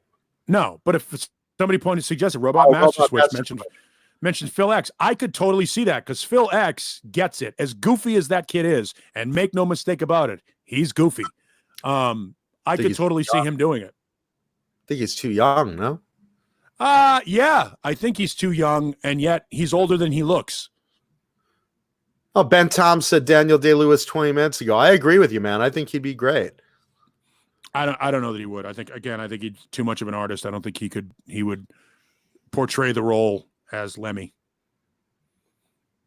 Lemmy is not presentable to the Hollywood mainstream. Dave Grohl, if Dave Grohl could act, that makes sense too, but I don't know that Dave Grohl can act. I mean, shit, if we were talking about guys that could do it and you wonder if they could act, Hetfield would be great. Yeah, although I'm not a fan. I mean, I'm a fan of his music. I just, on a personal level. Hetfield's a weird guy. But if anybody understands Lemmy to that level, and he is getting into acting, he's been getting into acting. Maybe. I mean, he would get the rock scene, and he would get Lemmy. I agree with that. Yeah. Is your dog there? I feel bad about you saying your dog's name a billion times. She left. In fact, I got to go check, though, because they're being too quiet too long, and I know that when that happens, I have to rearrange my bedroom because there's fucking pillows and shit all over the place. Yeah, I'll be right back. Yeah, there's tragedy in the living room right now. Headstock Harem taking a guess on tonight's celebrity show and tell guitar. It is not a It is not Al Di Meola's rainbow guitar. It is not, but that's a good guess. That's a good guess. And Hal Face, it's not Rick Springfield. So I'm just saying. So tonight, big celebrity guitar for show and tell has something to do with Pride Month. Okay. Rick Springfield, he could play Lemmy. I don't know about that. D. Snyder, D's a good actor. D's good at everything, man. D. Snyder's great. Jason Lee guessing, is it Joan Jett's guitar? I'm not gonna say. Some answers I'll blow right. No, some answers I'll blow right out of the water. Some guesses I'll blow right out of the water, and some I'll say maybe. I don't know. That's a good guess, though. That's a good guess. Mm-hmm. And it may not even be what you're thinking or why you're thinking, why you're making that guess. But that's a good guess. That's an educated guess. That's a good one. Joan Jett could play Lemmy. Joan Jett could definitely play Lemmy. Penis and all. Oh my God. No, that's terrible. We love Joan on the show. Just kidding, Miss Jett. Just kidding.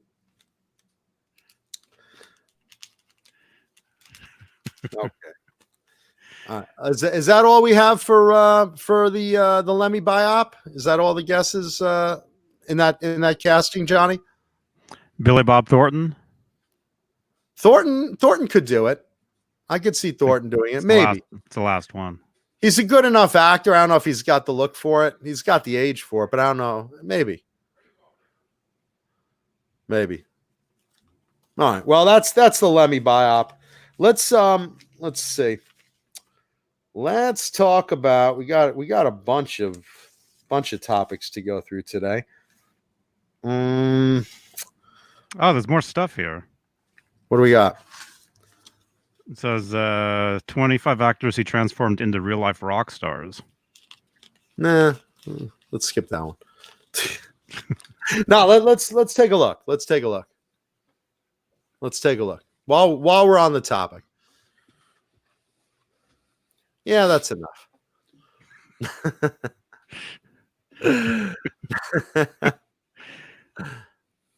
That's probably the closest. Well, there you go. Yeah, I've had enough. There's Joan. Speaking of Joan Jett, there she is. Adam Sandler. Rob Schneider will be filthy. If Adam's in there, Rob's in there for sure. They're joined at the hip. Let's take a look, Johnny. Let's take a look. It was announced that it started as a joke that we were talking about bootleg metal merch last week. Someone was wearing a bootleg metal merch shirt of Black Lives Matter, but in the Black Sabbath style logo. So it said black, the Black Sabbath logo goes, Black Lives Matter. And Black Sabbath caught wind of it and decided to market it. So now Black Sabbath is selling Black Lives Matter shirts. Official. Bring that up on the screen real quick. I want everyone to see this. It's actually a very cool looking shirt. Same logo as the early Sabbath albums. This is very cool. Where will you see this?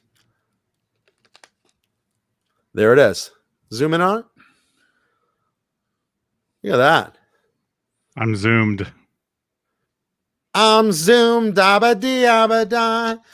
So there you go. Black Lives Matter in Black Sabbath official merch. I think that's pretty badass. Capitalism at its finest, Jason Lee says. Look at that thing. These are on their official website? How cool is that? They're selling through Black Sabbath's official site. And as you can see already, I'm sure like bootlegs are running left and right because that's how it started. By the way, all the money is not going to Black Sabbath. It's going to the Black Lives Matter charity. One. There you go. Yeah. And look at Morello wearing one. Yeah.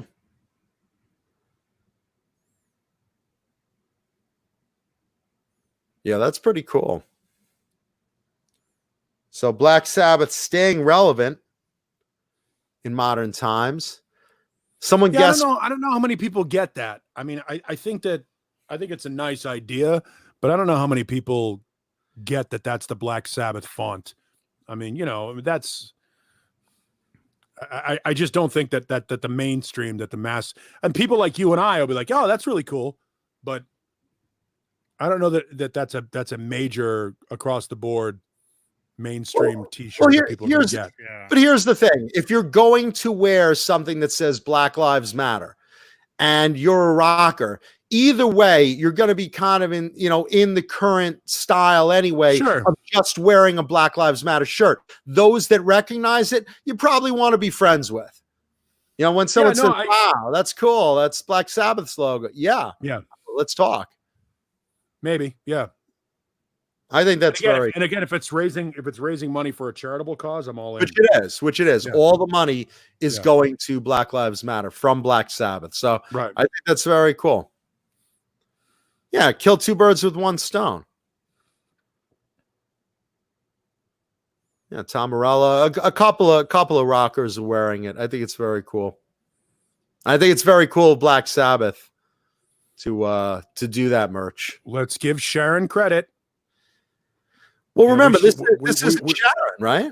Oh no, she's still. Is she still managing Sabbath? Yeah, I think she still controls. She controls the Black Sabbath business. I don't know, man. I'd be surprised that the money's going to charity if Sharon's in charge of it. But see, that's the thing. We're going to shit on Sharon when it's due. But if she's doing something good, then. Well, don't worry. I've got another story in the music news tonight to shit on Sharon about. Don't worry. Oh, goody. That's coming up too. That's coming up too. So I got one good Sharon story tonight and one bad Sharon story tonight. Oh, that shirt was inspired by Tom Morello. Oh, was Tom wearing the first one? Maybe Tom made it or something. Black Sabbath is selling Black Lives Matter t-shirt designed in the same style as the iconic 71 album Master of Reality. The inspiration surprisingly came from outside of their own camp, from Tom Morello. Oh, so Morello was wearing the bootleg then. Steve Carmichael. Yeah, that picture of Morello, that was him. Picture of him with his mom while wearing the black and purple shirt on Instagram on June 7th. My 96-year-old mom has been a tireless advocate for Black lives her whole life. So that was his mom then too in that picture. Sharon, we want to do a shirt for Black Lives Matter. Oh, see, Ozzy, we it's don't. the only way we'll be able to get black people to buy anything related to us. Well, I do want to appeal to the African American crowd if we can. Maybe they'll take and sample one of my songs for one of those rap songs. Ozzy, all I care about is that they give us $29.95 for a T-shirt that costs $2.50 to make. But we're not keeping the profit here. We're giving it to charity. Well, Did we're you know going this? By the way, for the purposes of this impression, my Sharon Osbourne will be played by any member of Monty Python playing one of the Pepper Pots. Oh, look! It's all the same! So that's Tom Morello's mom, huh? That's what it says. That's his 96-year-old mother. God bless That's her. awesome. Good God for her. bless her. Well done. And well done to Tom Morello, man. Good job in coming up with that idea. That's great. I do. For me, Rage Against the Machine was the last jaw-dropping band. Saw them in a club, and I was like, "Oh my god!" And the only reason why I bring it up is because obviously in the past couple of weeks, the Rage Against the Machine record is now back on the charts because of the controversy about some guy tweeting to Tom Morello, "You know, I really love your music, except you should keep politics out of it." It's like, what? Like, did you not know that Tom Morello did have a band that didn't have politics in it? They were called Lockup, and nobody knows who they are. The idea that 30 years later, people don't know who Rage Against the Machine, that Rage Against the Machine are a political band was hilarious. That just points out to the laziness and ignorance of the internet these days. Oh, I knew right away. Well, yeah. When I first heard them back, the song with the wah pedal. What was that? In the name? Bulls on Parade. Bulls on Parade. Yeah. When I Which, first by the heard way, that. is their second record. Yeah. That was the first one I ever heard. No, I've got them all. I've got all their albums. I've got tons of the live stuff. They are the best of it. of that genre. You can talk about that rap rock genre, and that's certainly not 80s metal, but that genre, Rage Against the Machine, are a phenomenal band. The rhythms, the track, everything is just, it's everything it's supposed to be. It's done correctly. And Morello is one of the few guys out there that kept guitar going during a period of music where he was a guitar hero at a time where a format of music didn't have guitar heroes. Well, I will say Morello does a lot of charity work, and I really admire that, and that's really great. He hosted the Return of Sound Barrier and Living Color and all those guys up at the Whiskey a year ago for the Rock Knows No Color event, which I attended, and I thought that was terrific. So hats off to Morello. Good job on that. And again, hats off to Black Sabbath. They probably did it behind Sharon's back. She probably doesn't know they're giving the money to charity. Oh, I don't think we're doing that, really. That's a joke Ozzy was saying. All I know is I want the money. All the money. Bitch better have my money, not half, not some, all my cash. Sharon's like an evil pimp. She's like slapping the band members around. Where's all the merch? Where's the money for the merch? Is Sharon Osbourne gonna have to choke a bitch?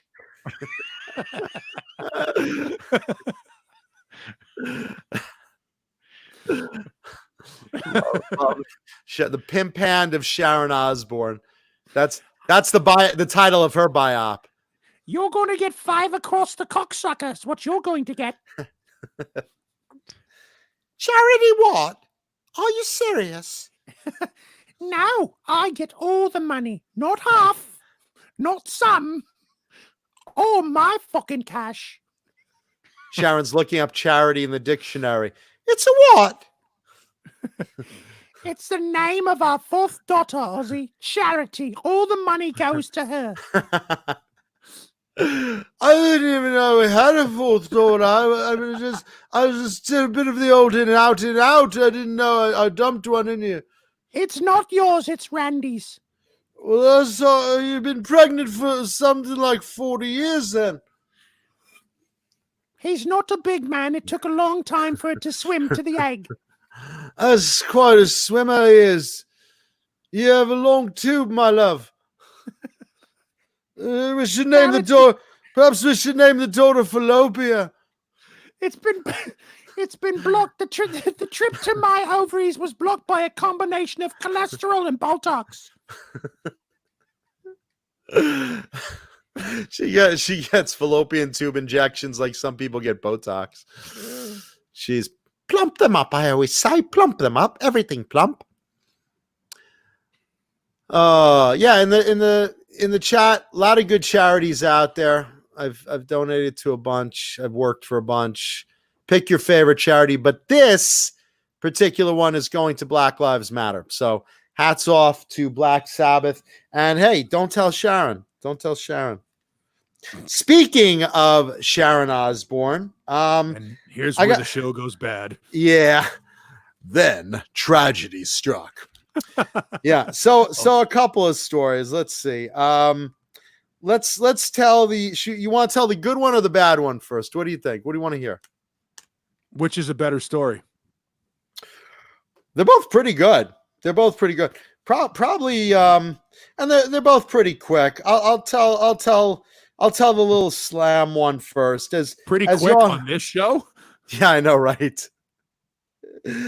Are we donating to get Joe Hervey laid? Is that seems to be one of the charities in the chat they're talking about? By the way, Ben Tom, fallopian diabetes. Fallopabetus. Fallopabetus. Fallopabetus. That's gonna be our new punk band. Fallopabetus. Fallopabetus. Flowing down the fallopian tube. Diabetes. Fallopabetus. Fallopabetus. Fallopabetus. How many of you out there like fallopian tubes?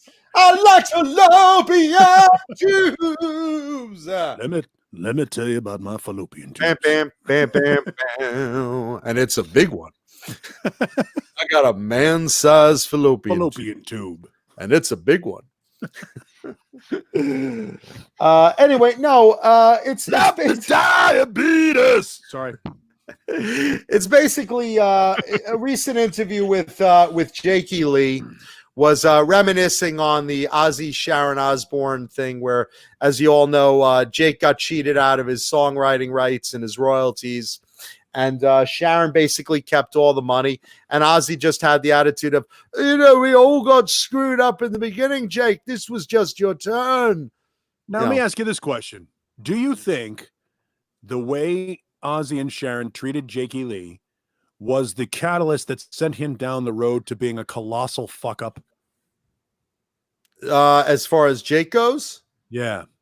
Well, I think it's just a killer. It's a mood killer. You're on the top of the world, and then you get there, and all of a sudden, you get fucked by one of the greatest rockers out there, and his shrew of a wife, and look, that's probably a downer. That'll probably make you say, you know what, fuck this business. And he did. And he got into Badlands. But after which is that, the best thing he's ever done. By yeah, the way. but Badlands, to me, Badlands was way better than his work with Ozzy. I love the Badlands stuff. But after that was you saying, all right, one more try. And after that try, I think that just made him have enough. Right. So, but look, he's in an interview lately. He's reminiscing on that. And it basically comes up that he comes to admit, he's like, I really was praying that No Rest for the Wicked would be a colossal failure. I was hoping that album sucked. Right. And then I heard it and it didn't. And I was miserable about it because he admitted, he's like, look, Zach is a great player. He saved that album. Absolutely. Because Ozzy, after a few of Zach albums, he said he didn't sound like Ozzy anymore. He did a little run with Zach, and then he said Ozzy just didn't sound like Ozzy anymore. It's like he was phoning it in. These are Zach words. And again, maybe it's, some sour grapes, maybe it's some bitter, but he's not entirely wrong. I mean, what do you think? Well, I think that I've said this before, and despite Jason Lee's dissension on this thing, I never said Randy Rhoads wasn't a good guitar player. What I said was I feel like he's overrated and that he didn't write the great songs on those first two Ozzy records. Bob Daisley wrote those songs. Same well, thing.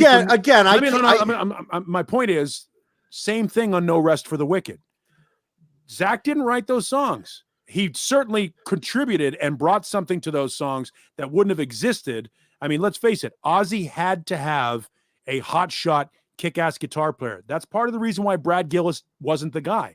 Is because Brad Gillis was a decent player, but he wasn't the hotshot guitar player that Ozzy needed. He went from Tony Iommi to Randy to Jake to Zach. He's never had, that's why Gus G didn't work, because he wasn't charismatic enough to be in Ozzy's band. But No Rest for the Wicked worked because Ozzy and Sharon were smart enough to bring Bob Daisley back into the fold. For whatever you want to say about Bob Daisley as a bass player, phenomenal songwriter. And that's why those records worked.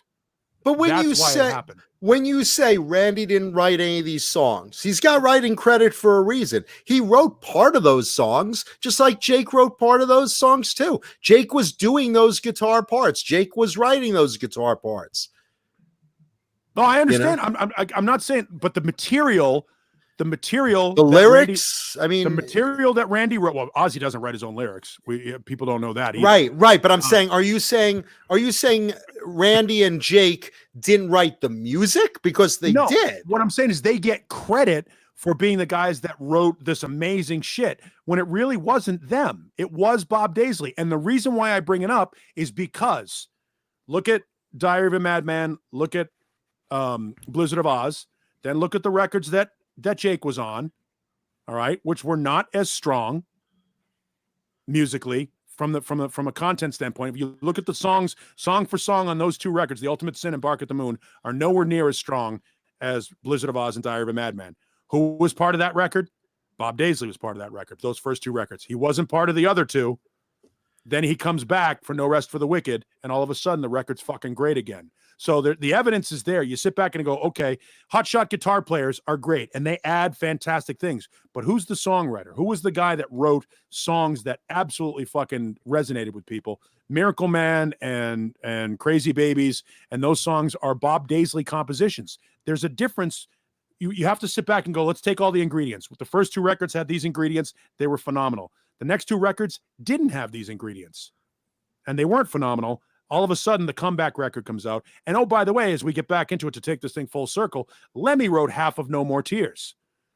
So Ozzy has been the beneficiary of so many other people like Tony Iommi and Geezer. Ozzy has been so well managed. It's because he's a great character, not a great songwriter, not a great singer, but the right guy in the right unit. And that unit means you have to have a phenomenal songwriter and you have to have a great guitar player. Both of those guys, Jakey Lee and Randy Rhoads, are great guitar players, but they're not great songwriters. Otherwise, those two Quiet Riot records would have popped and the Badlands records would have popped, and neither of them did. But here's the thing. You could say that about any guitar player. First of all, I'm going to debate you. I don't believe Daisley wrote the riffs and the solos. I think that was Randy and Jake. And I'm going to stick to my guns on that one. And even Jake has said in many interviews, I wrote this, you know, I don't even think there's a debate on that. And Daisley, I could say wrote the lyrics. I could say he wrote the theme, but as far as the riffs themselves and the music itself, that's Randy Rhoads writing, and that's Jakey Lee writing. And again, you're confusing songwriter with player. And what I said was both Randy Rhoads and Jakey Lee are overrated due to the fact that they get credit for being on these amazing records that were songs written by other people. Their performances were fantastic, but their performances are not responsible for the totality of the material. But when you say the song was written by Bob Daisley, are you saying Daisley had the sheet of music, put it in front of Randy Rhoads and said, here, play that? No, and what I'm saying is this song was constructed and put together and arranged. And let's face it, songwriting is a lot about arrangement and melody versus the actual performance of the notes laid down on the table. It's how the song is constructed. You know, we always talk about a house can be built fantastic, but if it's an ugly house, who gives a shit? A guitar riff isn't always the song. Right. That's like sure, okay. Extra. I mean, Chuck Berry played the same guitar riff over and over and over in the same song over and over and over, and we love it. The Ramones do the same thing. AC/DC do the same thing. The song has to carry it, and if the song is not good, songs are a series of notes. Like let's say Bob Daisley wrote a song and it's A, B, C, just notes, you know, in that order. And if a guitar player comes over and writes a riff over that, that doesn't mean that guitar player wrote the song. That just means they contributed to the song. Right. But the person who wrote A, B, C, the person who wrote those chord changes, that's the writer. Yeah. And the guitar player, yes, here's why you get a songwriting credit, because you contributed to the building of the song. They didn't write the song. They put something on the song, and therefore, like, look, Van Halen split everything 4 ways. Do you think Alex Van Halen wrote any of that music? No, of course. But with that said, Krellbar brings up Bark at the Moon. There's a good example. Jake came up with those notes. Jake came up with that music. Sure, okay. Maybe Daisley wrote the lyrics and said, okay, here's the song, and blah, blah, blah. And Jake said, you know, all right, I've got this intro that I've been working with. You know, and they said, okay, all right, so that's your beginning. And then, you know, he said, you know, maybe Daisley said, what if you go with a do, you know, something like that. And Jake said, oh, I could do that. Okay.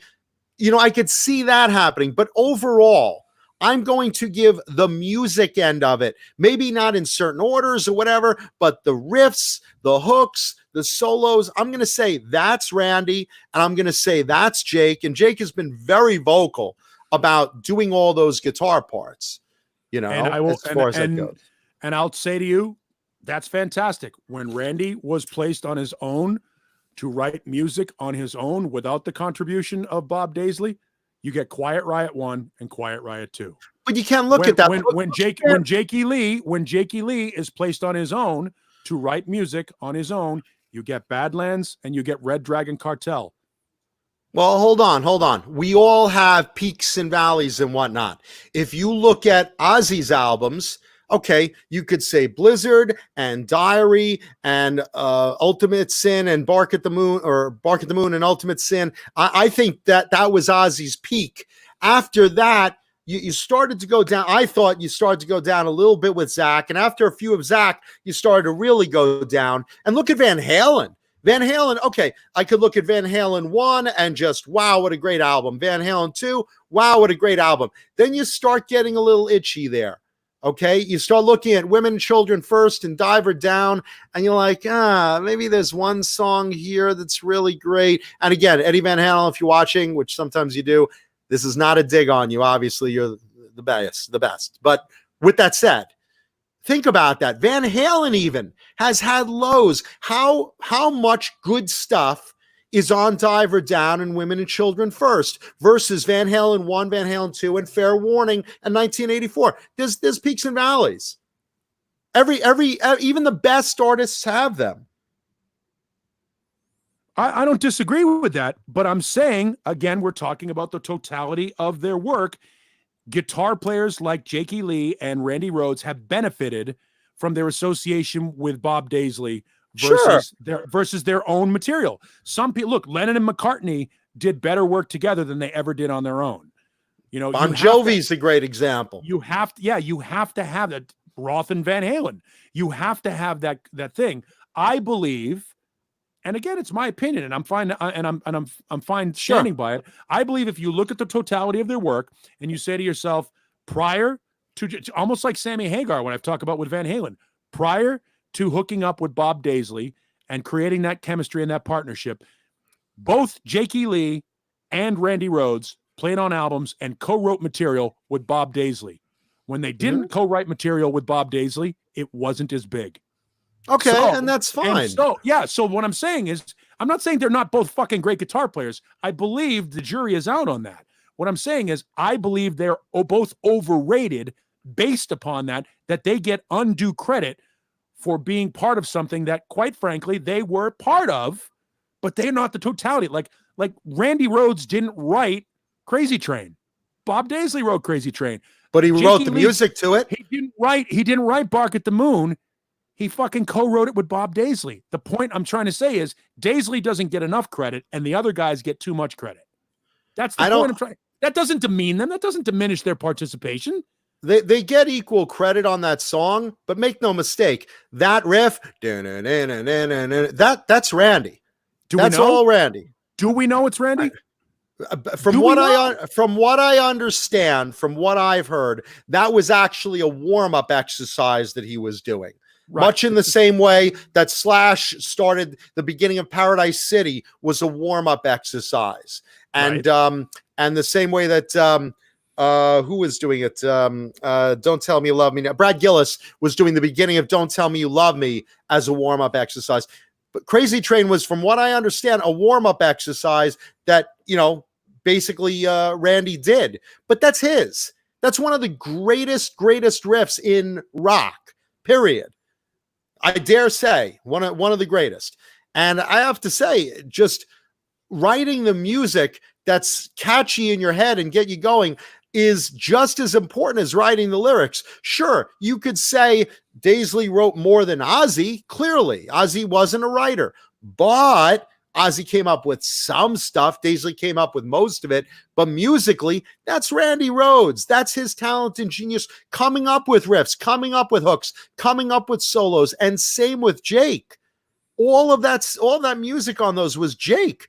And again, whether you're comparing his work with Ozzy to Badlands, it's not fair to say, well, without a great writer, he's nothing, because that stuff was good too. Maybe not as good, but again, look at Bon Jovi's two big successes. Slippery When Wet in New Jersey. Those were co-written. John brought in good writers, and they became Desmond Child. They became amazing hits because Desmond was a great writer, but he co-wrote with John and Richie.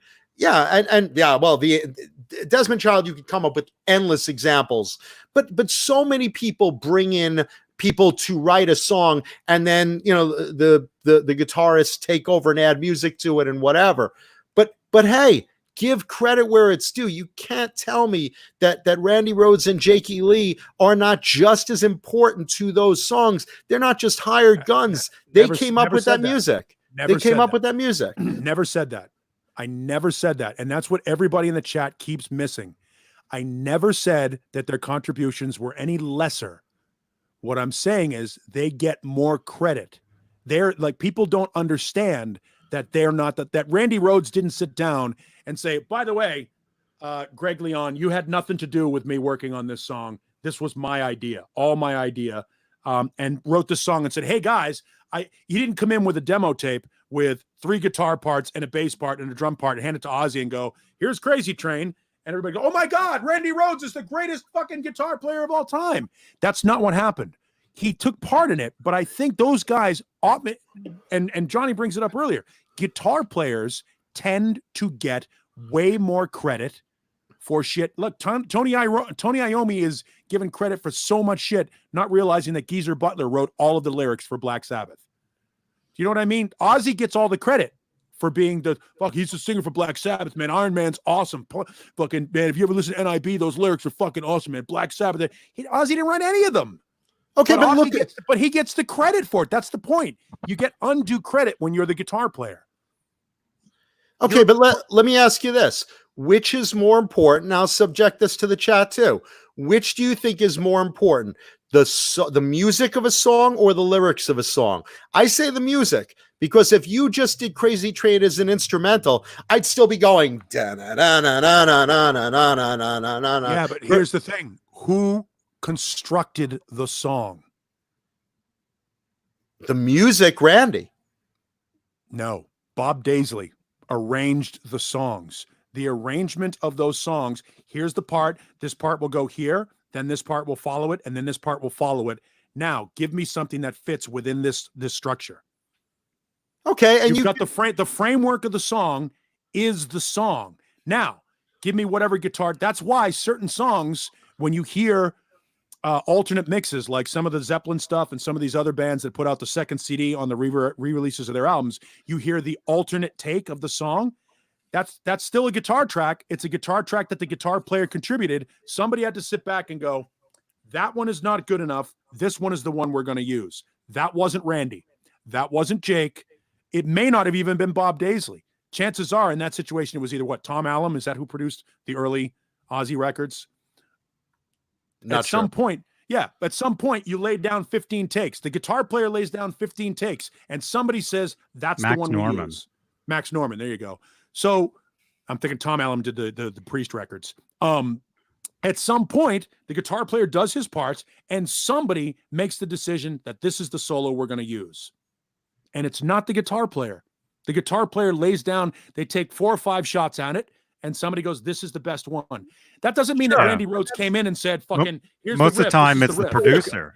The producer, a good producer, a good arranger. Look, someone like Jay is coming in and getting a bag of mixed tracks and stuff, and he's sitting there and cleaning it up and cutting it down or mixing it in right the way, the right way. So but the raw material is important.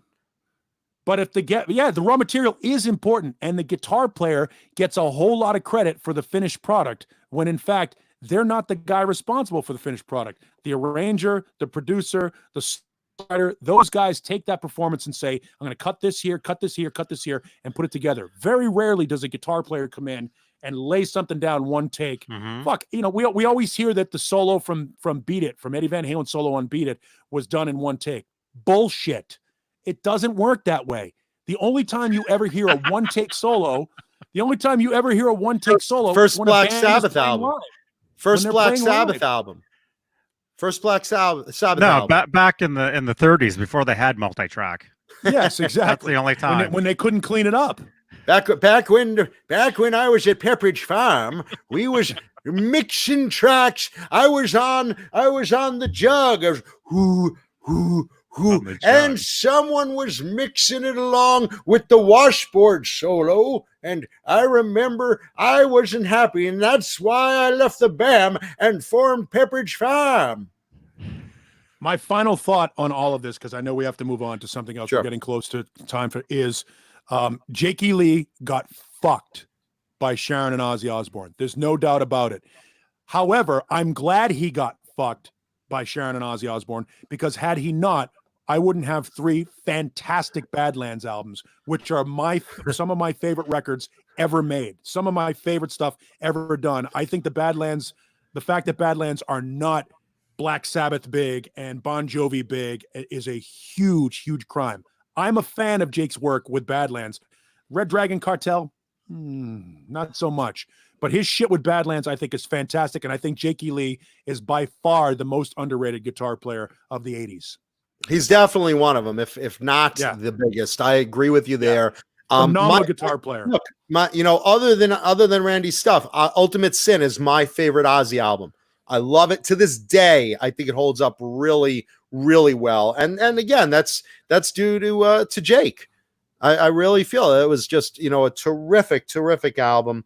And you know, look, Jake, like I said, Jake right now just lamenting over that Sharon screwed him. But, and here's the fun part. He said in this interview that if he would be asked back to work with Ozzy again, his answer would be yes. So he feels that again, there's, you know, probably more chance that he'll work more with Zach. But he said, if I was asked at this time to come back and play with Ozzy, I would love to come up with an album with him. So I think that says a lot, because Sharon, that's a combination of that's maturity. That's maturity right there. That's business and maturity. That's the idea that somebody in their 50s and 60s no longer holds the same animosity that they did in their 20s and 30s. That's smart. It's very smart, and I'm really hey, look, I would love to see that, but I thought it was funny that he said he hoped No Rest for the Wicked would suck, and he was kind of bummed when he heard it and said, well, Zach was really good. I guess Ozzy didn't need me after all. So yeah, one of my favorite Ozzy records. Hang on a second. I got to let the dog out. Go ahead. I'm going to give a little preview. So today's show and tell guitar, I gave the clues that this was a well-known celebrity guitar, a recognizable guitar, and a guitar that had something to do or can be related to Pride Month of the LGBTQ community. Now, again, that could be interpreted. Could it be a very colorful guitar, rainbow guitar? Could it be by a player in the LGBT community, LGBTQ community, or someone that just does a lot of charity work? It could be a lot of things. But in the end, I said that it had something to do with Pride Month. And here's what it had to do with it. It's a very colorful guitar, like rainbow colors, really colorful. So that's what my clue for Pride Month was. Now, as far as the celebrity, I will say that it's a well-known celebrity. It's someone that you'll all recognize. A lot of you will recognize the guitar. And they are supposed to be on tour right now.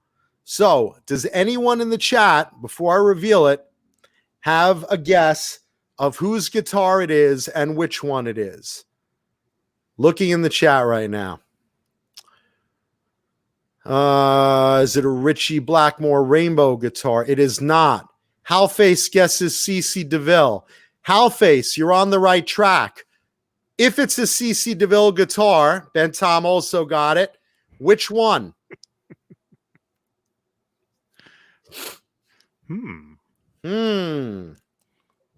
Sean Mahoney also, CC. Hey, Sean. If it is CC's guitar, if that's your guess, which one, guys?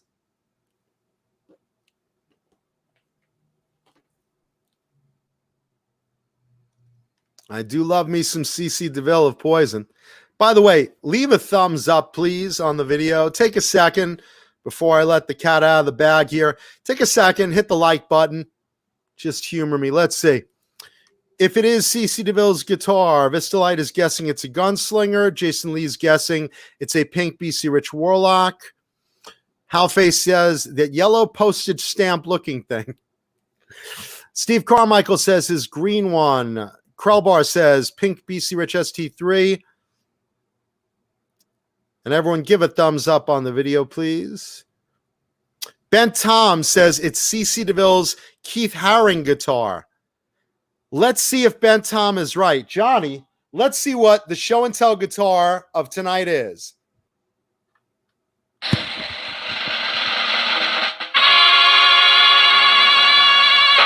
Look at that thing. Oh, whoops. Hang on. Good one. Man, I'm just looking at a picture of him with that guitar right now. That is. Thumbnail. That is CC DeVille of Poison. That is CC DeVille of Poison's Keith Haring guitar. Keith Haring, the artist that gave us these dancing people, originally in support of the LGBTQ community back in the 80s. And look how colorful it is for Pride Month. Look at that. Take a good look at that. Now, keep in mind, and this was told to me by Cece, these colors were originally a lot darker than they are right now. What happened? This became one of his favorite guitars to reach for. Whenever he practiced, whenever he played at home, whenever he toured, this always went with him. And what it was is he basically left it near a window by the sun. So the face of this was in direct sunlight. So these colors faded eventually into a very pretty pastel. And look at that with the little dancing men in there. You can see that. Real Floyd Rose on that. Let's see. DiMarzio Super Distortion. And a PAF Pro in the neck position. Ebony neck. Now, this wasn't the original neck this came with. CeCe loved this neck. This was his favorite neck. So he took it off the guitar that had the little Boy Howdy milk bottle on it and put it on this body because he liked the colorfulness of this body. So he made the hybrid of this. Now you say, well, John, what did the original neck look like? Well, I just happen to have from a separate person.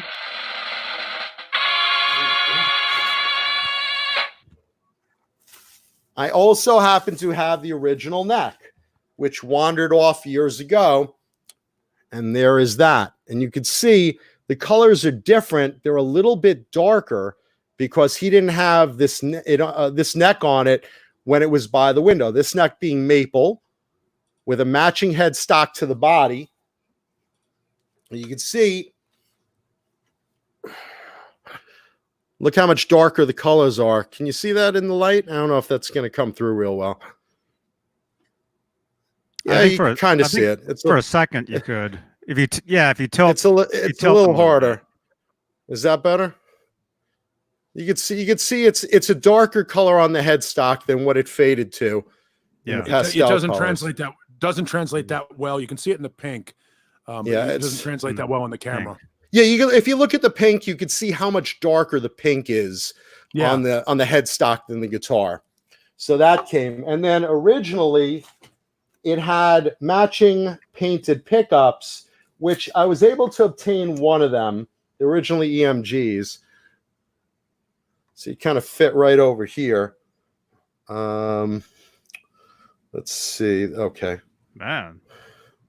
Yeah, this will help you show how much it's faded color-wise. Look at that. See how the pink in the pickup was originally the same color? Yeah. You see how much darker it is in the pickup? Yeah. Have you ever thought about putting the original guitar back together? No, well, no, because here's the thing. This is how CC modified it.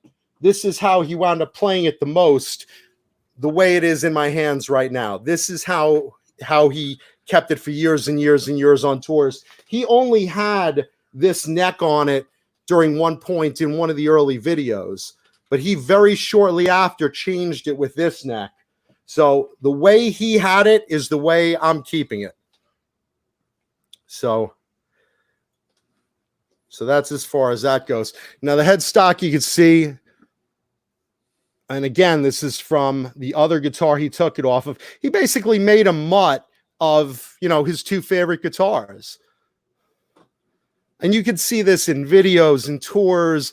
There's photos of it all over the place. There you go. That's with the original headstock. That was when he had it with the original neck when he first got it during that photo shoot. Now, if you look, and that still had the original pickups in it. That's when he first got it, when those photos were taken. Now, if you look at other photos of him playing in concert or photos of him, there's group photos of him laying in piles of guitars. See if you can bring up one of those photos, Johnny. John BL sent something. I haven't seen it yet. There's tons and tons of photos of him with this guitar as it sits right here, because this is what he transformed it to. He didn't like the original pickups. He changed them to these pink ones. The original neck, he wanted to use this guitar with this neck, and this is what it became. And for years, this is how he played it on tours and videos and whatnot. And again, BC Rich Gunslinger, typical oiled neck, very, very cool. Fast as hell, plays amazing.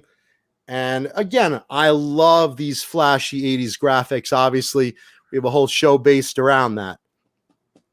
So, what about the picture of? Wait, is that CC in that picture? in which one? John Beale just sent this one. Let's see it. That looks like CC to me. Let's see it. I'll tell you 1 second. I know. There's a million photos and pinups and whatnot of this particular guitar. Yeah, that's him. He's got his hair tied back and he colored it pink,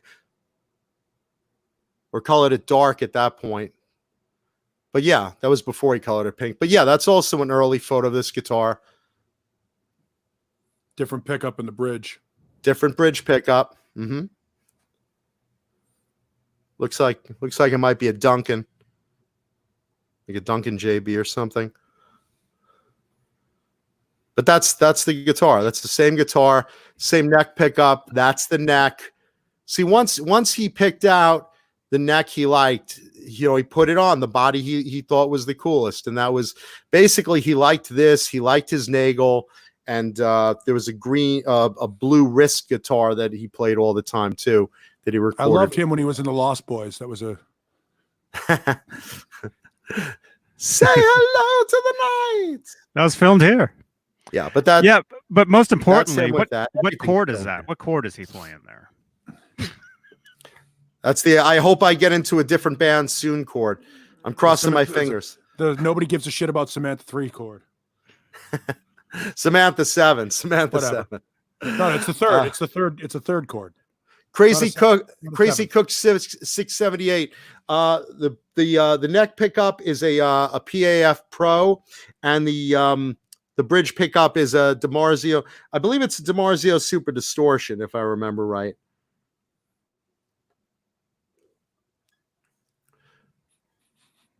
And let's see. Steve Carmichael. Steve Carmichael. For a nominal fee, Steve Carmichael. A nominal fee. Steve Carmichael will have his name said like Gene Simmons.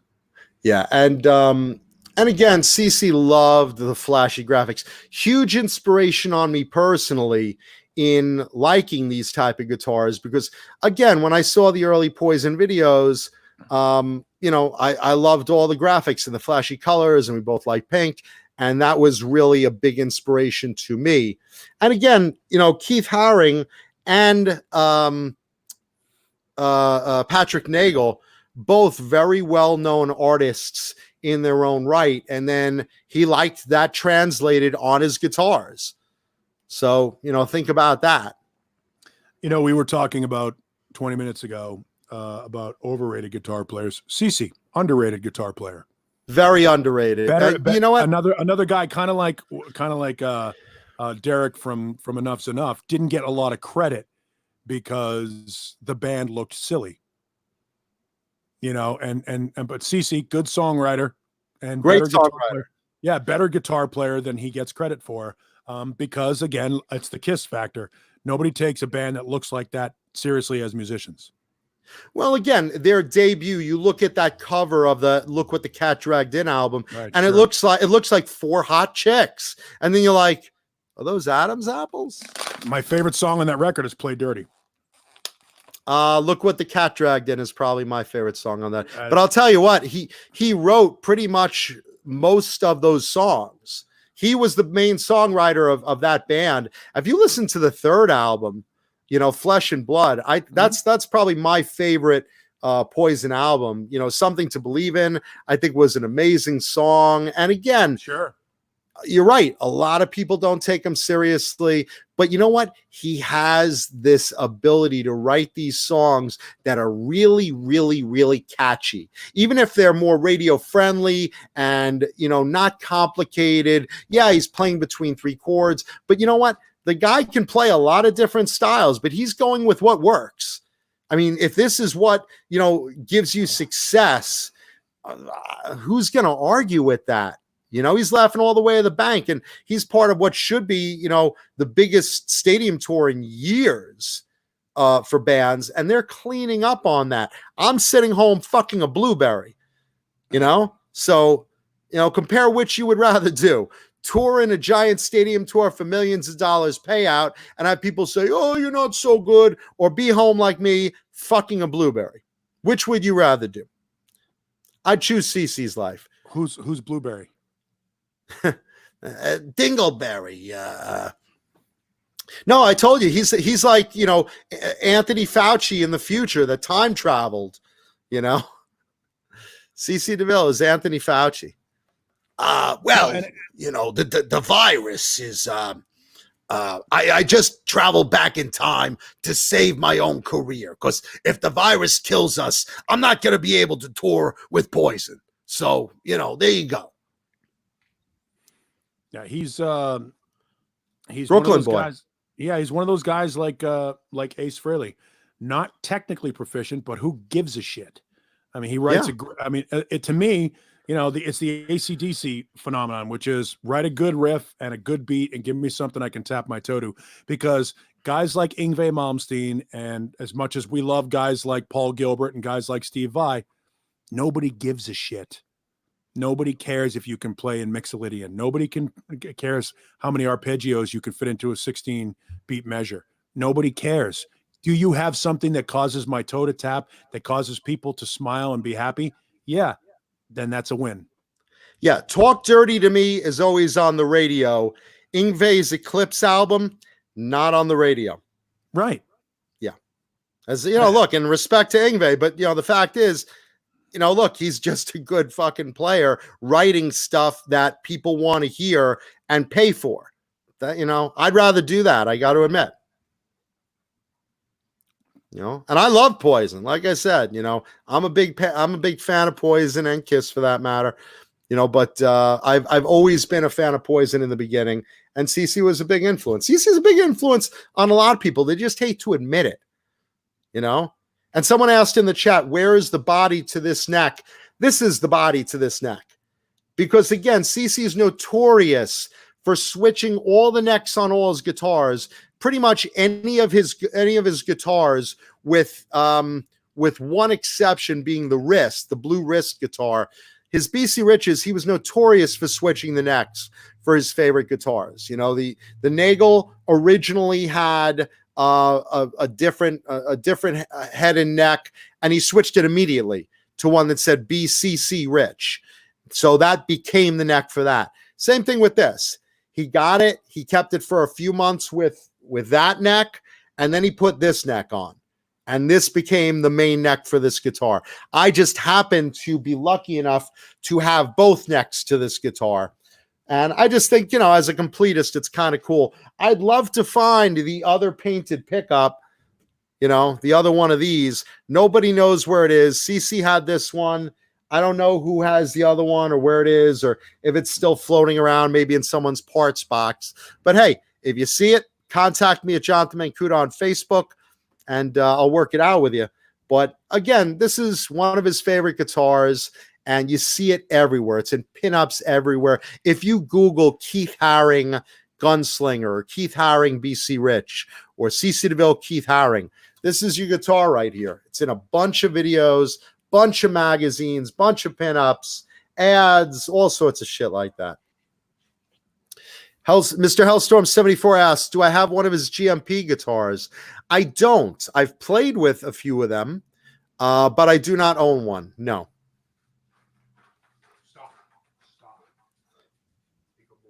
Come back to bed, Paul. Oh, you're on the show? Damn you, woman. Damn you, woman. Yeah, so So again, you know, Poison, not everyone's cup of tea, but definitely a personal favorite of mine. And look, Cup of obviously Poison. obviously I like, obviously a lot of people like his stuff, even if he's not a big technical player, he's melodic. And I love him, you know. And yeah, he always had, Jason Lee brings it up, he always switched off a lot of guitars in his videos. Later on, stuff from his personal collection, usually different graphic gunslingers. Early on in the Talk Dirty to Me video, he had about 40 different guitars that a lot of them he borrowed from BC Rich just for use in that video and gave them back. But most of the gunslingers, the graphic gunslingers, those were his. And, you know, I own a couple of them, but this is today's show and tell guitar. BC Rich Gunslinger, CC Deville. There you go. And look at that. Little note from him. Wow. That's fun. And a heck of a fun guy, I might add, in person, even though we don't talk anymore. People can shit on Poison all they want, but you always had a great time at a Poison show. You did, and look, if you in the 80s could not get laid at a Poison concert, because that's where all the hot girls were at the Poison concerts, then you should be ashamed of yourself. The four bands that got the best looking chicks back in the day: Def Leppard, Bon Jovi, Poison, and the fourth one is going to shock the shit out of you. Warrant. Nelson. I never went to a Nelson show. Unfucking believable how many good looking women. Warrant also. By the way, for the record, CC played the guitar solo on Warrant's biggest rock song. Cherry Pie. Pie. Yeah, people don't know that. I do. Well, yeah, because you're a CC DeVille nerd. I like his work, and I love his guitars. I think that, again, Poison is a guilty pleasure band. They are better than a lot of their peers. A lot like Rat wrote really good songs. Lesser bands got more attention than Poison did because Poison looked silly. And there are a lot of bands like that. I mean, Poison got that. I think Rat got it a little bit when they went through their pirate phase. I think that Enough's Enough doesn't get credit for being as good a songwriter and as good as band as they are. I think when you choose a certain look, there's a trade-off that you're making in that situation. Very few bands that have a phenomenal visual presence are acknowledged as being phenomenal musicians as well. It's just there seems to be a trade-off. Whether that's right or wrong is not for us to say, but fair or not, that's kind of how it is. You are either visually attractive or musically attractive. And the visually attractive bands tend to be more successful than the musically attractive bands. The Queensryches and the Dream Theaters are not household names. Well, Queensryche did after Silent Lucidity. But those bands, the Racer X's and the Cacophonies and whatever other shredder band that you can mention, are not household names. Everybody knows Poison. Everybody knows Poison. So musical credibility is great for guys like us, but amongst the masses, all they want to do is tap their feet and sing along. Catchy, melodic. What do I want to sing loud in my car while driving down the highway? You bet. Another great example of a band that was underrated back then, LA Guns. Great band that doesn't get the credit that they deserve. Still great. Well, Tracy's a great one player. version. Yeah, the Stephen Riley version, but the Tracy Phil version, I'm in. They've released a couple of great records recently.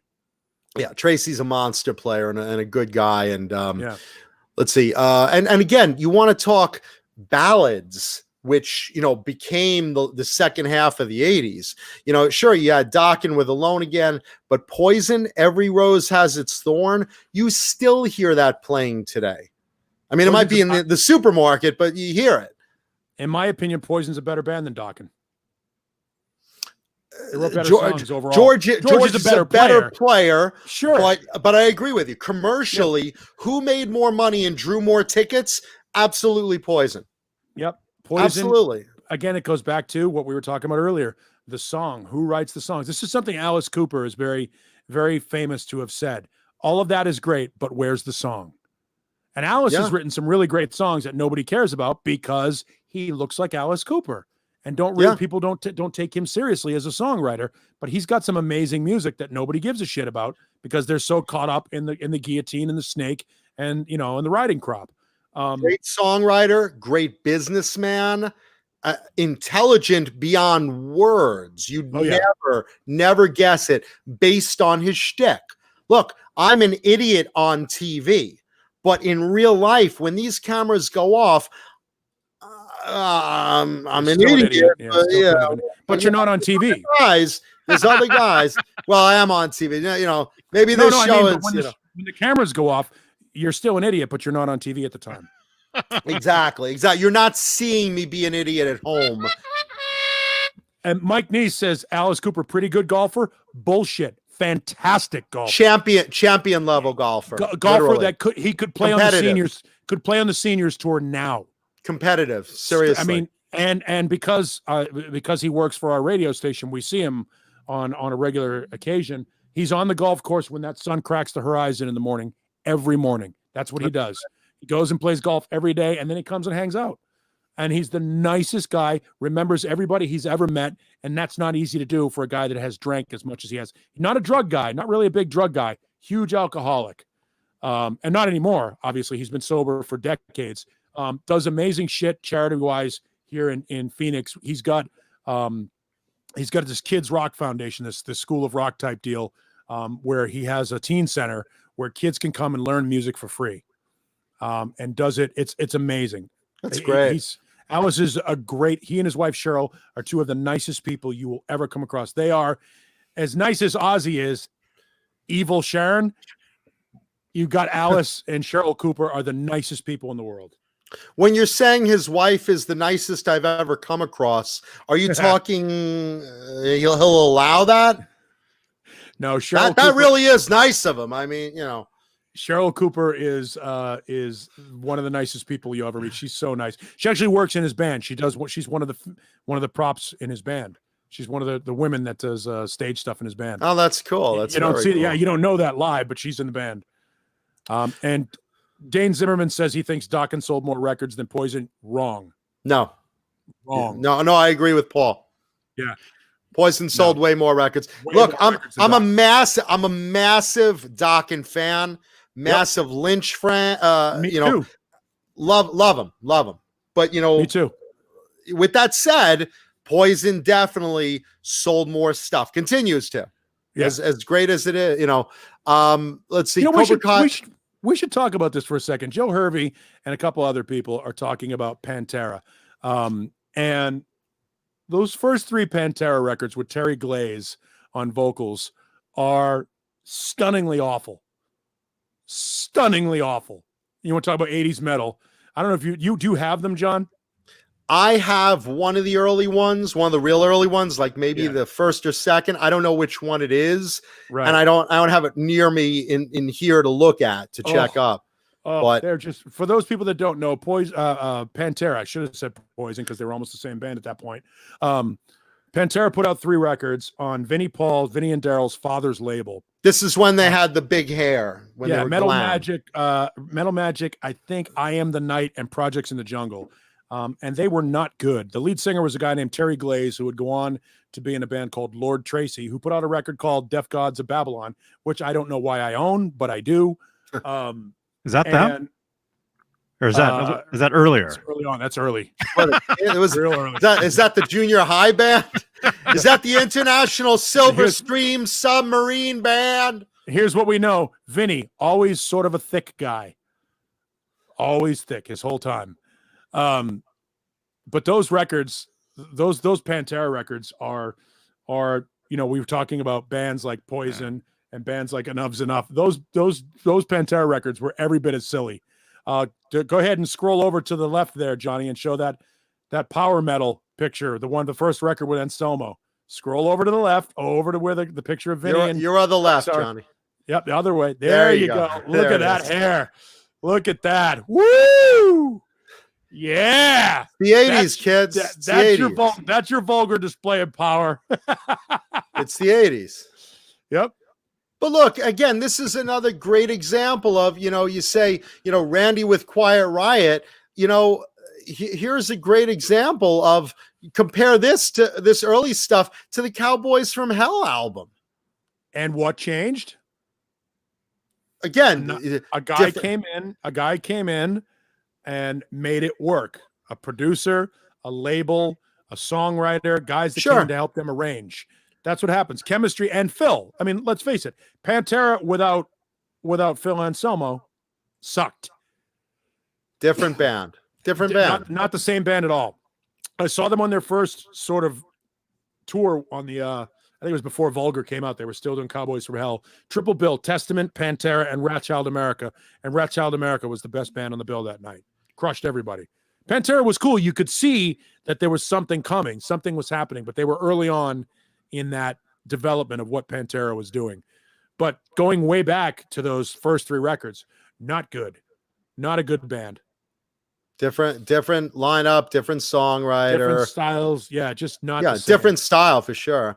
Yeah, absolutely. Going back to CC, Cobra Kai Platoon asks, Mancuda, how many main guitars did CC DeVille have? I mean, he rotated around, probably around, good like maybe 7 of them. But the ones that he used a lot to record, he used his blue wrist guitar, which is the blue oddball guitar. It's like a light blue. It says CC on it and the number 7. That he used a lot to record. And then let's see, the Nagel is probably his best known guitar, which I've had on the show before, and I'm sure I'll have it on again. His Patrick Nagel Girl graphic. This one he had on a lot of tours with him and in videos. He also had a pink telly with his face on it. He had another pink gunslinger that just said CC, and an orange gunslinger with a black rose on it. That pretty much rounds out his BC Riches and his wrist. And then he had a yellow Ibanez Gem he played on tour a lot as well. That was a gift from Steve Vai. So I would say probably about 8 main guitars. And again, the most recognizable, easily the Nagel Girl. But there you go. That's CC's main guitar lineup.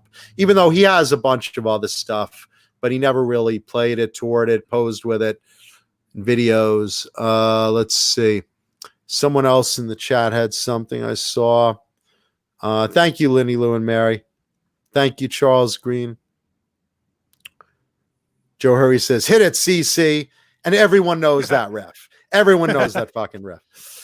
Let's see. If I had a nickel for every time I said that line, hit it, CC. Just go right into it. We also used to try and keep score when you would see Poison and or any other band to see who was playing guitar that night. Because anytime a band, there would be time for a guitar solo, guitar, and you'd have to make a note of it. So we have a Def Leppard especially. Def Leppard did that one. Today, the Boston Celtics were defeated by guitar 11-3. Let's see what else we got in the chat. Guitar. Drums. Just in case you needed to be told. Guitar. Huh? What? Oh yeah. Fruitcake Tony brings up, imagine Dokken without Don. He was always the weak link. Yeah, I would. Lynch Mob. Lynch Mob was fucking phenomenal. Loved Lynch Mob. First Lynch Mob record, Wicked Sensation, is the best Dokken album ever made. I don't know about that. I like Tooth and Nail and Lock and Key better. But I mean, Tooth and Nail was a great record for what its time. Lock and Key. That's my favorite Dokken song on it. Which is In My Dreams. Yeah, pretty good song. Great song. Yeah, I mean, look, they're all good. George is an amazing guitarist. Amazing guitarist. No doubt. Again, another guy that should be bigger. Yeah, and 50 Fly God brings up Fallen Angel. You can count a lot of Poison hits, and I love them. Those videos were all over the 80s. Definitely one of the biggest 80s bands. And again, everyone's doing glam. Everyone's trying to one-up each other. Whose hair is bigger, whose outfits are more tattered, who's wearing more war paint. And then you finally got into girls' makeup, and, Poison just, pulled off the Band-Aid and said, yeah, we're going full glam. We're going to be the New York Dolls, basically. And, God bless them. It's funny how the New York Dolls are such a name drop band. There's a great example of the template for that sort of glam look in the 80s. Obviously, they begat Hanoi Rocks, which begat everybody else. Like Hanoi Rocks never gets the credit that they deserve. I say Hanoi Rocks all the time because they're from Finland and they were never really huge in this country. And obviously, they were Guns N' Roses before there was a Guns N' Roses. Just so fucked up, so dysfunctional, so on the edge, and yet a brilliant band, a really good band. If you're looking for a band that you should check out, that you're not aware of, Hanoi Rocks is well worth your time and effort. Really good band. And they are the prototype for the look of every band that happened after 1982. Yeah, I mean, look, New York Dolls started it with the glam stuff. Hanoi Rocks brought it to what we got in the 80s. Yep. With the hairspray and the glam and the pirate stuff and and whatever. And Michael Monroe, by the way, great frontman, and his solo album was terrific. Well, his first one, the first one is great. If you not faking it is a fantastic record. Yeah, it's a great one. And what was that? All Night with the Lights On? That was like that was on his first. Dead Jail and Rock and Roll is a great song. Yeah, great song. I can't find all the Hanoi Rock stuff. Like a lot of the early stuff is tough to find. It was Import. A lot of it was re-released on Uzi Suicide. When Geffen got a hold of their catalog, they started to re-release a lot of that stuff. Important. Someone brought up girls at a Poison concert. We're all hoping to sleep with Brett. Yeah, and some of them did. But when the rest didn't, they're all over the place. The ratio of girls to guys at a Poison concert was so off kilter. I mean, what do you think it was, Paul? Like a 3-to-1 ratio, maybe? Easily. At least. Easily. I mean, it was really weird because everybody would rip on all of those femme bands, and I don't mean that in a negative way. I mean all those bands that looked feminine. Because let's face it, you had your choice of going to a Manowar show or going to a Poison show. Which do you think you had a better chance of getting laid at? Oh, no question. Metallica too. You weren't getting laid in a Metallica concert or Rush. You know what I mean? Like not. Here's the easiest thing to do at a Rush concert. Go to the library and at the after party at the library. Go to the ladies' room. It's the shortest line in the ladies' room in any concert in the history of music. Metallica too. There is no line. Yeah. You could. There are certain. You could go to all your favorite masculine bands that you love, Saxon or whatever new wave of British heavy metal band you love, Iron Maiden, even Judas Priest to a lesser degree, even though at some point chicks started to get into the band, which is so funny to me. But Poison and Warrant and Enough's Enough, I mentioned them again, and Rat, and a lot of those bands that had such a feminine look to them visually, chicks out the ass at those shows. Unbelievable. Don't know why, but they did. Warrant was very sexually open as far as joking, like we are on this show. We joke a lot sexually. Warrant, the same thing. It was like Janie was playing with the microphone, and they had, we want blowjobs on the back of the guitars, and come suck this with an arrow. I mean, everything was like, yeah, we want to get some blowjobs after the show. How many want to flash your tits if you want to give us a blowjob? It was like, that's what a Warrant show was. And God bless them. That was the 80s. That was just the scene. I got a hand job during a Killer Dwarf show on the floor. Well, the dwarfs are down there anyway. So you figure they're like, hey, look what's here. If anybody is watching this or has ever been to the Boston club Narcissus, which used to be in Kenmore Square, there's a stain on the floor that is Paul's. The stage is elevated, and it had like the sneeze guard plastic, the plexiglass, almost like hockey boards. And the band is on stage, and we're all down in front of the stage. And I was wearing sweatpants at the time, and packed up against the stage behind this really cute chick. And she's bumping her ass into me. And I'm like, oh, all right, well, this is nice. So I put my hands on her hips. Yeah, I put my hand on her hips, and she reaches around, and I'm getting a handy. And I'm like, well, this is the greatest club show I've ever been to. And Brett Michaels turns around. Thanks for supporting the band, man. It was so. He's like, we're up next. I will never. God love. Great seats, huh? Great seats, huh, Paul? How do you think you got those great seats? I happen to love the band Killer Dwarfs, but So do not I, as much so as do that. I. Not as much as I did that night. That was awesome. It was. I mean, of all the stupid shit that happened in the '80s, and make no mistake about it, there are books and books to be written upon guys like me who were just in local Boston club bands. The stupid shit we experienced is ridiculous, like Caligula level shit. And that's not even close to what guys like Poison and those guys experienced, Warrant and all that shit. So it was such a great time to be alive. And I will never, ever forget the hand job I got at a Killer Dwarf show. I kept the spirit alive that night. It was awesome. Did she ever turn around? Oh yeah, she was cute. Okay, because back in the '80s, guys and girls, they all look the same from the back. I was about to say, was she eligible to play Lemmy in this biopic? And there's Fruitcake Tony just brought something up. On the other hand of that side of that coin, it sucks to play music for a room full of dudes. You're absolutely right. Right? You're absolutely so right. many There's guys. nothing So worse. many guys. Look, I hung around the music scene. I never played in bands. I was doing stand up back then, so I had my own different audience. But like, yeah, I was around that scene constantly, and all these guys, hey, how come you started playing guitar? Some guys were like, oh, because I want to be like Metallica, and the other guys were like, chicks, man, of course. Look around you. I want to get chicks. Most guys picked up a guitar to get chicks. That's just the way it was. No, and you did.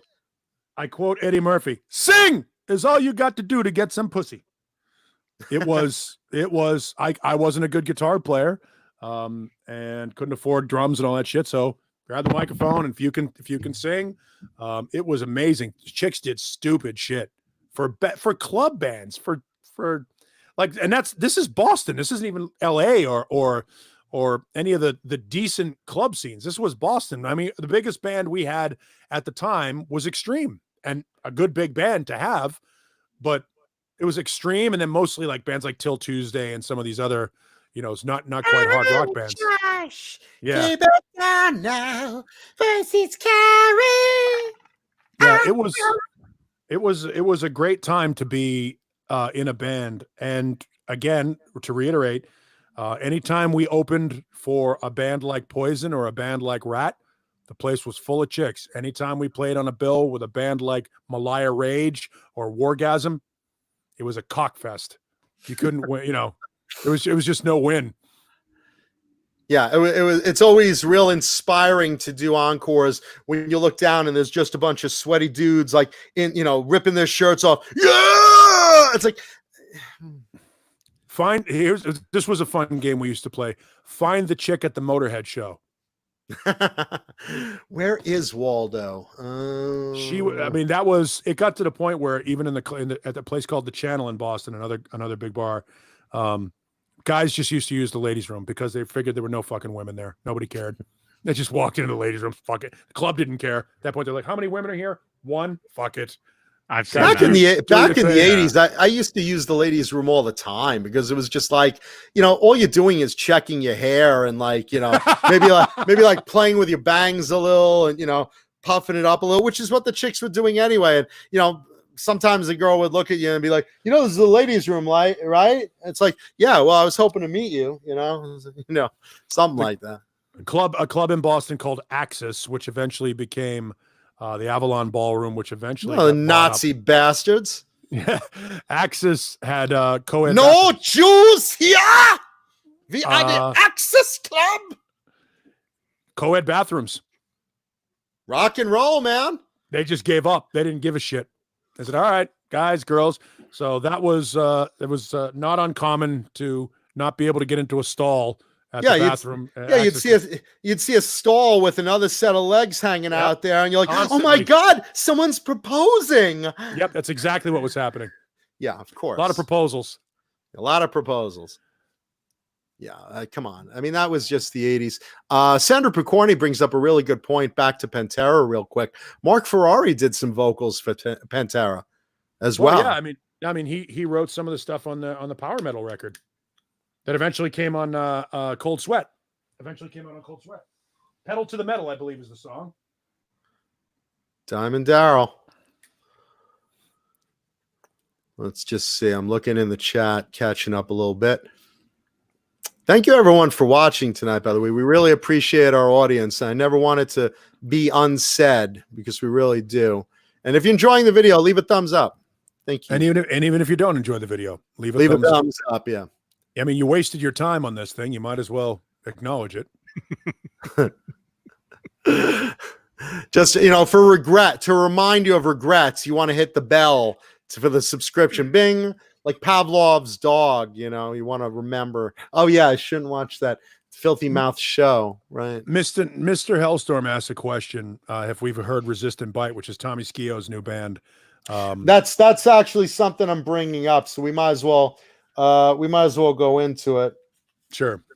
So let's see. To update everyone, Tommy Skio of Tesla got fired from the band in 2006, and he admits he got fired for justified reasons. Basically, if you followed Tesla through the years, different band members have had different drug problems, different alcohol problems. They've gone up and down in getting sober and getting clean and falling off the wagon. But Tommy just was consistently bad with drugs, and he just couldn't clean up. He just couldn't.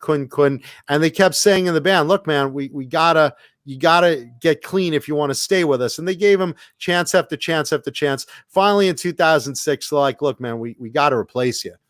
I hate to say this, but we got to replace you. And Tommy says it was very justified. He knows it was his fault. He's fucked up. And, Jeff Keith said, look, I had my own bout with alcoholism. I had to get clean. I had to get sober, and I had to stick with it. And I did. And that's why I'm in the band. And Tommy's not. It's sad. There's not an animosity thing, but that's basically the fact. So, he did a couple of different projects, but his newest one is a band called Resist and Bite. And they're coming out with a new album. They just put out a 5-minute promo video. You could probably look it up online. And the lineup is Tommy, obviously, on guitar, with Steve Stokes as another guitar player on there, and ex-Lynch Mob vocalist Nathan Utz, UTZ. I think it's Utz or Utz. I think it's Utz. I think it's Utz. Yeah, Utz, right? It's Nathan Utz from Lynch Mob is doing the vocals, and to round it out, David Parks on drums and Brian Powell on the bass. So go ahead, Paul. You want to talk about that? Oh, I haven't heard the band, but I will say Tommy is a good guitar player, a guy who I think when he was in Tesla, again, one of my favorite bands, and full disclosure, I happen to be pretty good friends with several members of the band, so I wouldn't super underrated. I wouldn't be the most objective guy in the world when it comes to discussing Tesla. But I think that when Tommy was playing with Frank Hannon, that was a great guitar duo, not unlike Warren and Robin in Rat. Not the same music by any stretch, but a fantastic band. Another example of a band that didn't have an image. All they did was make great fucking music. And that wasn't really enough to get them to the point where now they're still touring now and doing great things. Long story short, Tommy's a super talented guy. I hope he has his shit together, and I hope that this project works out to be good for him, because he's a guy who can make great music when he wants to. Yeah, no, I mean, I've said this for years, and I stick by it. And I've been listening to Tesla actually for probably the last 3 weeks. I don't know why I suddenly got back on a Tesla kick. I mean, I've listened to them for years, obviously, since since they first came out. Right out of the gate, I was a huge Tesla fan. But I've always said this, even in the 80s, they were one of those bands that was very dressed down, not really glammed up, just, average looking kind of clothing, sure, a little bit rock and roll, but not like full shredded pirate outfits, and the hair wasn't so teased and no makeup, and they were kind of plain Jane. But Jeff Keith's vocals, oh my God, if you listen to some of his vocals, he's got an incredible range, and he's really, really consistent live too. And the guitars on those Tesla records are just infectious. You listen to Modern Day Cowboy or Hang Tough or I could just go on and on. Those first couple of records were just consistently very, very, very underrated, even though they were popular. You saw a lot of songs on MTV, Love Song especially, or Signs, which was that's the just thing a cover. with Tesla. The thing with Tesla is a lot like with Extreme. The stuff that got noticed was not indicative of the band. I mean, don't get me wrong, Love Song and Song and Emotion, and The Way It Is, those are great songs, but they're not indicative of how good that band can be. Things like Heaven's Trail and Easy Come, Easy Go, and even We're No Good Together from the debut record. I mean, again, I'm not an objective listener, but I will tell you, Tesla is a lot like, they remind me a lot of Bad Company and Faces and bands that didn't have a whole lot of personality, but wrote great fucking music. It really is a good band. Jeff Keith is 61 years old, and I would add a couple of years to that because it's the music industry, Sure. and still belts it out. And those are not easy songs to sing. And they continue to make good records. They just released a sort of an acoustic, updated version of the 5-man acoustical jam that they did in London at Abbey Road. And it's a DVD and an album, a live album. And again, because I'm friends with them, I won't swing from their nuts too far. But you're right. Good guitar players, good band. Again, to me, lesser bands achieved greater success than Tesla. Well, I don't know any members of the band personally, and I will swing from their nuts because I think they deserve it. Because that's what they're looking for, is a guy like me to come up at the show and Jeff Keith go, "Hey, how many of you all swing from my nuts tonight? Well, how many of you here to swing? Whoa, Mancuda, hey!" Respectfully, they're very boring guys. They're from Sacramento. They're just laid back, cool guys. They happen to be in a band. They're not doing it for the ego. Seriously, no ego in that band. They could do this show every week and be happy doing it. Like Frank Hannon is fucking just the coolest dude. He just wants to play his guitar. And Jeff just wants to sing and do his thing and hang out. Those guys, I don't think outside of Brian, the bass player, and Troy, the drummer, I don't think anybody in that band has any other ambitions other than just hanging out and playing music. Brian is a producer and he's got his own recording studio and stuff and has other ambitions. And Troy, I think, has other hobbies and stuff other than playing drums. But the other guys are just like, show us the stage, give us 2 hours and we'll hang. And that's the greatest thing about them, is there's just no pretentious attitude from that band at all. I don't know anybody that's ever met Tesla that's walked away with a bad experience outside of when they were in the dark days when they were sort of fucked up on drugs. I just want to say thank you, Robot Master Switch, and hey, Amanda Coombs, welcome. I always compared Tesla to Kicks, and I always say that because similar two guitar layout, and both very talented with very good frontmen. No glitz and glam, but solid, well-written tunes for multiple albums long and underrated as fuck. Yep. No, again, Kicks is another one of those bands that should have been bigger. Should have been bigger. They had a 15 minutes, and it was a nice 15 minutes. Yeah, great song. But there's a great example of what we were talking about earlier. The early stages, like the first record, Kicks and Cool Kids, were not anywhere near the same as everything from Midnight Dynamite forward, because they got Beau Hill as their producer after that, and Beau Hill wanted them to sound like a poppier version of Rat. But even then, they were solid. They were great band. All of their early albums, their first one, and Cool Kids, and Midnight Dynamite. And, look, Blow My Fuse was more commercial. But if you go back a couple of albums, they're solid and they're really good listening. I highly recommend, if anyone in the audience hasn't checked out early Kicks, terrific band. Really good I think stuff. all the Kicks is good. Even their last record was really good, and the live DVD that they put out. Even Funny Money, the thing that Girl Money. No, Funny Money was a band. Funny Money was the solo, the later project Steve Whiteman did, after the fact. Yeah. Also pretty good stuff. I mean, again, super underrated frontman, fantastic frontman. Again, really good range. Another band, when you go out and you saw a Kick show, not unlike a Poison show, they were all over the stage, completely active. You had a great fucking time at a Kick show, and still would when they come around. Yeah, they Unfortunately, were. their bass player is not involved, and he's the guy that wrote most of the best music in their early years. But he's not involved anymore.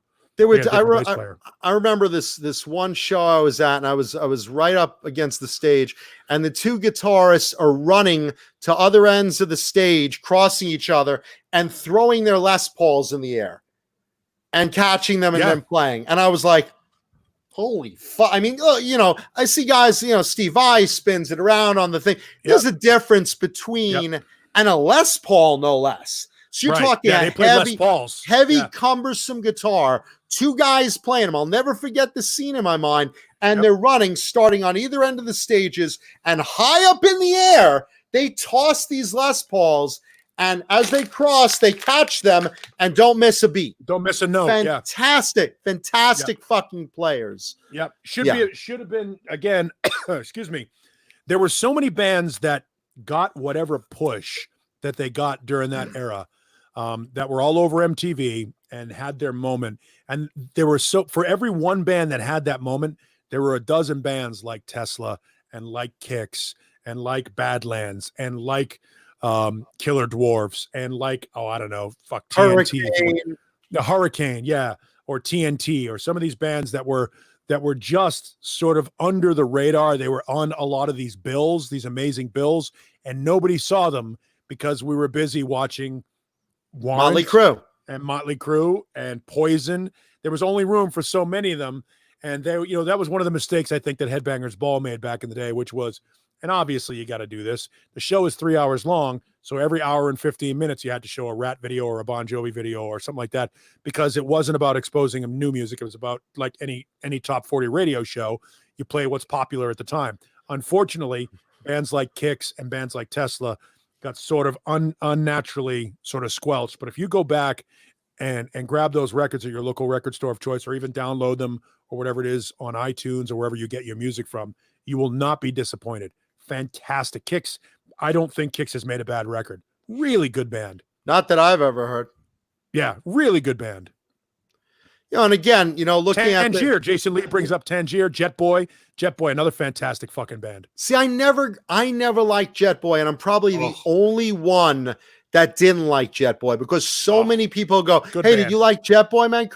I couldn't get into it. I couldn't get into that album. I couldn't do it. And I was pulling out obscure stuff. I was pulling Rhett Forrester's solo stuff, and then backing into his stuff even with Riot. Love that. Love that. Well, Assume the Position was an incredible song. It's a great song. Yeah, and with a cool video too. With a cool video too. You know, it's like you know the girls are, you know, the girl cops are frisking him, and he's like, he's all happy. You know, there's another guy, a lost legend in this time. You want to talk about now? For those people waited 2 hours and 52 minutes for us to actually talk about 80s metal. Rhett Forrester is a legendary story. He's a guy that lived it, like Slash and like a lot of those guys that ended up really fucked up, except for Rhett didn't make it through. Stabbed outside of a club trying to stop a carjacking because Rhett took no shit from anybody. And unfortunately, his time with Riot is somewhat mired in inconsistency, because literally he would go missing for days and the band wouldn't know where he was. But when he showed up at the shows, he got on stage and fucking laid out people. He was so good. He is on the Restless Breed record, and if you could find the copy of Restless Breed with the live EP from 1982, not the live 1980 Riot album, which is Guy Speranza on vocals, still a great record, but the 1982 live EP, it only has 6 songs on it. There's a live version of a song called Loved by You, which is on Restless Breed, that is just fucking lays you out. Born in America, fantastic record. I mean, really, there's 3 eras of Riot. The first 2 are well worth checking out. The third one is a power metal version of the band. If you are into that style of music, they're fucking excellent. They're fucking excellent at it. There's a band that could do everything well. The hard rock version, the hard rock / hairband heavy metal version, and the power metal version. Super underrated band, Riot. And Rhett Forrester is a guy you should check out as a singer. Another guy with an amazing set of pipes and a character to him that is one of those untold stories of the 80s, and Yeah, just and he a no bullshit dude. working with Jack Starr also Right. Yes. of Was it Burning Star? Yeah. Burning Star and Virgin Steel. Yeah. Jason Lee boy. brings up Lion, another great band. Never gets any. Doug Aldrich. The first time I was exposed to Doug Aldrich. I didn't hear about Lion until after the 80s. How about that? Other than seeing in Metal Edge magazine, pinup or something, I was like, who are these guys? Doug had that light blue Jackson and stuff, but it wasn't until like maybe in the 90s or even in the 2000s that I first heard them. I was like, oh, these are good. Because at that point, when the scene had changed, I was fiending for any new releases. I was used to going to the record store and picking up, somewhere between, 2 and 7 new cassettes or CDs at the time, of what came out, because stuff was being pumped out every week, and I was all about it. Yeah, when they would release 10 records a week, and you bought all 10 of them. Yeah, and now in the 90s, here we are. It's like, okay, you had Winger's Pull, which is an incredible record, and a couple of others, and Warrant in the tail end, and a couple of others, and then I'm just like, the 2 Spread Eagle records. The stuff's not coming out. The stuff's just not getting. Well, I think the first Spread Eagle came out 90, the first one, 90, Switchblade Serenade. Yeah. It was great. It was great. I mean, but I'm talking like now we're in 95. And the well is dry. Yeah, the only thing in metal is Pantera. That's the only real metal band that's still putting stuff out at that point. Yeah, so now I'm in the hard rock band shit the bed at that point. I'm in the used sections. I'm in the slash bins, looking for all the 99-cent CDs or whatever, which is all the stuff that I didn't pick up. I'm like, oh, okay. And, there's Lion. And it's like, but it took me like after the 80s to finally hear them. And they were good. Now, to be fair, one of my favorite records from one of my favorite bands came out in the mid-90s, Waiting for the Punchline from Extreme. I think is a fantastic record. Nobody cared. Came out in 95, 94, 95. Nobody gave a shit. I thought Extreme was decent, but I wasn't over the top about them the way I was like Winger or, the new Guns N' Roses came out with, Use Your Illusion 1 and 2 at the time. So I was like, yeah, that, and Danger just came out with Screw It. I'll take that. And, but I wasn't, back and watch. It was okay. It was okay. Go back and watch. They did a video, a DVD a couple of years ago. I'm looking to see if I have it. The Pornography live that they did in Vegas. They did the entire album start to finish in Vegas. Go and watch that. If you've never watched Extreme live, I might have it. I'll tell you why. It's insane. At that time, if you remember also VHS, they were putting out product after product after product of bands. So you had a Motley Crue VHS live concert and extras, Winger, Dokken, Whitesnake, all of them, all their videos that were from MTV and all the backstage stuff and a live show, all on VHS. I was buying those too. I mean, I still have. This is more recent. Huh? This is a more recent thing. Oh, okay. This is a more recent thing that they did a few years ago in Vegas. But it's the whole Pornography record, which is the one with More Than Words. That's the one where they had, with Get the Funk Out. And that was the period. That was the period I really liked, Yeah, I thought Wholehearted was a great song. You would love this show. It is it's an example of why Gary Cherone was the wrong guy for Van Halen, because he's the right guy for Extreme. You know what I mean? You can't just take somebody who's super talented and throw them into another band and hope that it works. And very, very rarely does that happen. Look at The Firm. The Firm, didn't happen. Because you would think with all those guys on paper that would have been great. Well, I'll bring up another topic that I've hung on to for today. Speaking of Extreme, Nuno Bettencourt recently was telling a story during an interview. And he was basically saying that when Randy Rhoads passed away, he was like 16 years old. And he saw in one of the magazines in the back, a little classified ad, Ozzy is looking for a new guitarist. And he's like, well, Randy passed away. I could do that. And they said, submit a tape, learn a couple of songs and submit a tape to this address. So here's Nuno at 16, and he's like determined to get this gig. So he basically locks himself in his room, and he starts wailing through, and he's doing Crazy Train, and he's doing Over the Mountain, and all these songs, and he gets it on the cassette, and he's like, this is it. I'm going to be in, and he's telling everyone and their mother, I'm going to be Ozzy's new guitarist, and blah, blah, blah. And he says, listen to this. I'm just as good as Randy. And he mails it in, and he's waiting. And he's like, why haven't they called me yet? I mean, he's like shocked they haven't called him yet. He's that confident, right? So this goes on, and then they finally announce Ozzy's new guitarist.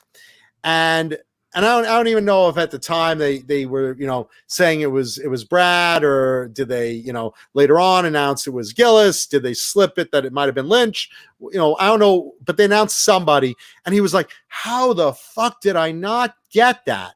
So fast forward to 1990, I want to say 94, and it's an Extreme show, and a big producer calls him up and says, hey, meet me over by the van. I got to talk to you seriously. So he says, all right. They just finished their Extreme show, and he goes over and meets this guy at the van. I forget who it was, but it was a big name.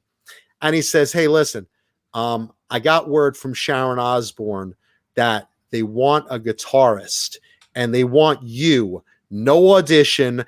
Get on a plane right now and go there, and you are Ozzy's guitarist if you want it. And his first reaction is, they finally heard the tape?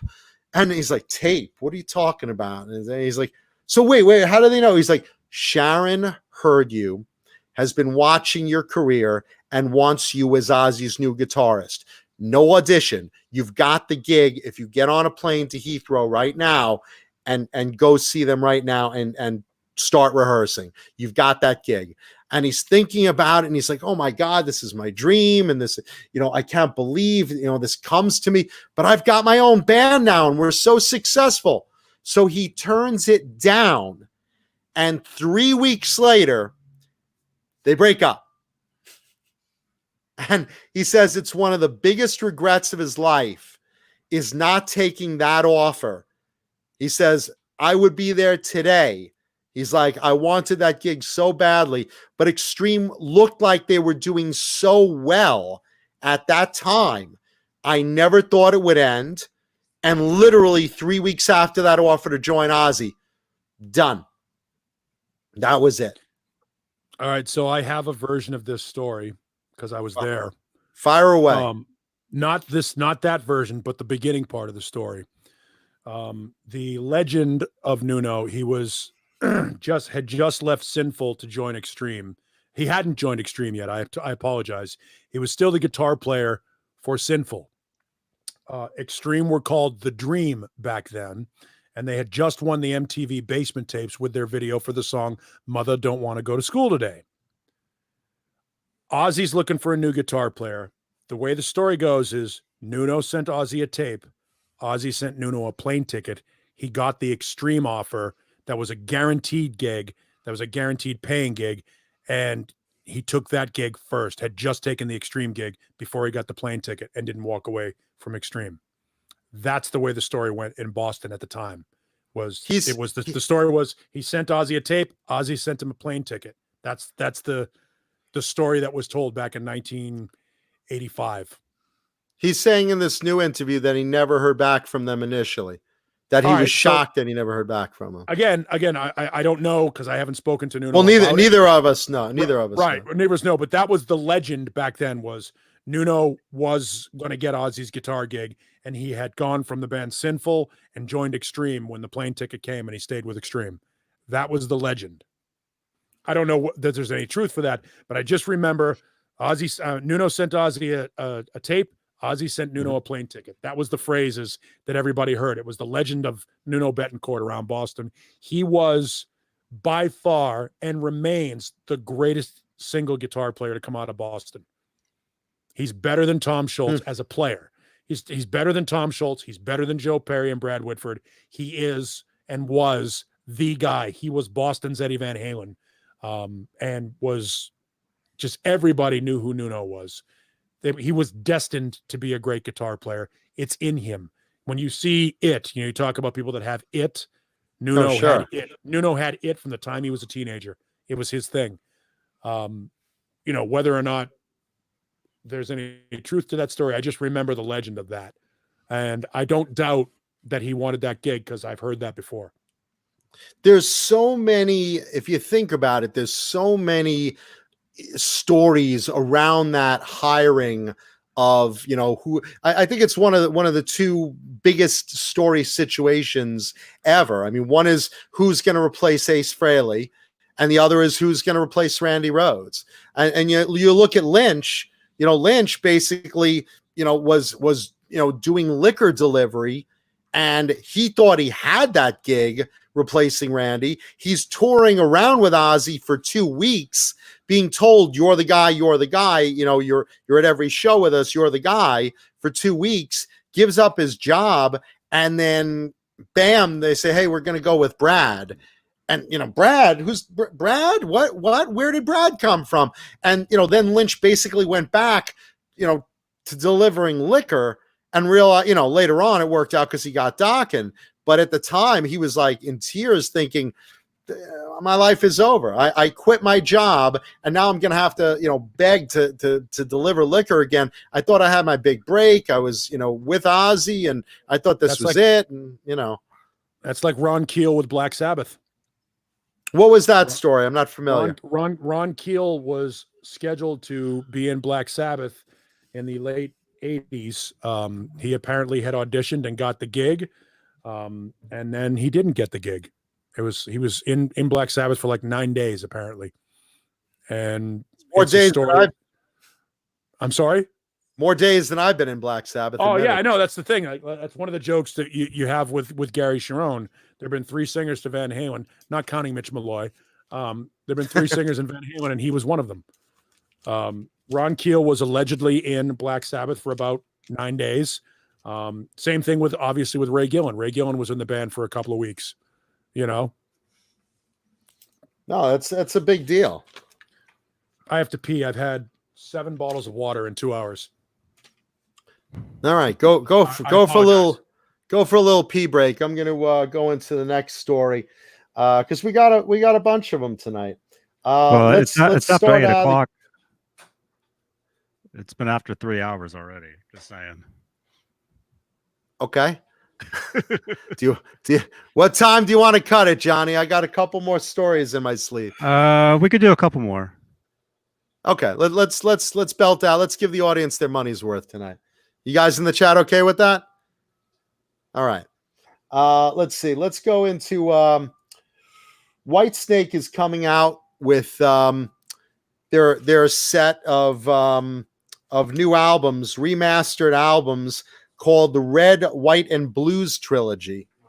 And basically what it is, it's a lot of Whitesnake material remastered and different versions of some stuff, and some stuff really cleaned up, totally remastered and really, really good job. And, a few rearrangements and some just really cleaned up of hissy recordings and whatnot, digitally remastered. What is Paul doing there? Has he got midget hookers there?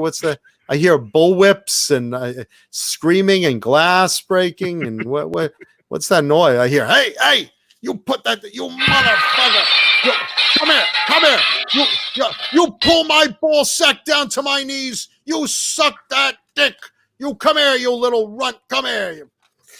So let's see. So Whitesnake's Red, White, and Blues Trilogy. There's 3 albums, and the way they're going to classify it is the Red album is going to be all the love songs, all the ballads, all stuff like that. And then the White is going to be all the heavy rockers. And the Blue is going to be all the blues-based songs, like a lot of the early Whitesnake stuff and some stuff from Slip of the Tongue. And but I think it's going to be real good. So that's the new Whitesnake project that's starting to come out later this month. I believe it's the 19th. They start releasing. So for those that are Whitesnake fans, that's kind of fun time. And let's see what else we got. Rachael Bolan of Skid Row. You wonder what rockers do during the quarantines, and what's going to go on with certain bands. Are they working on new material? Are they writing? Dee Snider's working on books and scripts, and some other bands are doing live shows and stuff, and other bands are writing for future albums. What has Rachael Bolan of Skid Row been doing? He started a soap company, a soap company, because he said, and this is kind of funny to watch coming out of Rachael Bolan, because Rachel's always been tough and punky with the nose and ring and ear chains and whatnot. And he says, well, when we go on tour, I stay at a lot of hotels, and those soaps really don't do justice to my skin. They irritate my skin, or they dry out my skin. And you're looking at Rachael Bolan, you're like, yeah, they do, because you think the guy like smashes bottles on his face. He's rolling in the mud and playing, shoving his face between women's legs and, stuff like that. But he says, my skin is very delicate, and hotel soap upsets it. So I decided to start my own boutique soap company called the Dirty Rockers Soap Company. And he said, it's basically like, this has lilac and moisturizers, and that's what he's been working on. So the Dirty Rocker Soap Company, for those of you Skid Row fans, if your skin is as sensitive as Rachael Bolan's, maybe they'll come on as a sponsor. Rachel, reach out to us. We'll be happy to promote your delicate skin soap with a very, very cool looking label. Look at that. The Dirty Rocker Soap Company. It looks like soap made for like death, when you're rocking out, come rock. I don't expect Rachel to go, well, my skin is very, very sensitive, and I don't want anything drying it out and flaking and making it crack. So I need a moist soap with lilac and aloe and but okay, hey Rach, whatever your gig is, God bless you. This is what you're doing during the quarantine. Coolio, wish you luck on it, but kind of unexpected.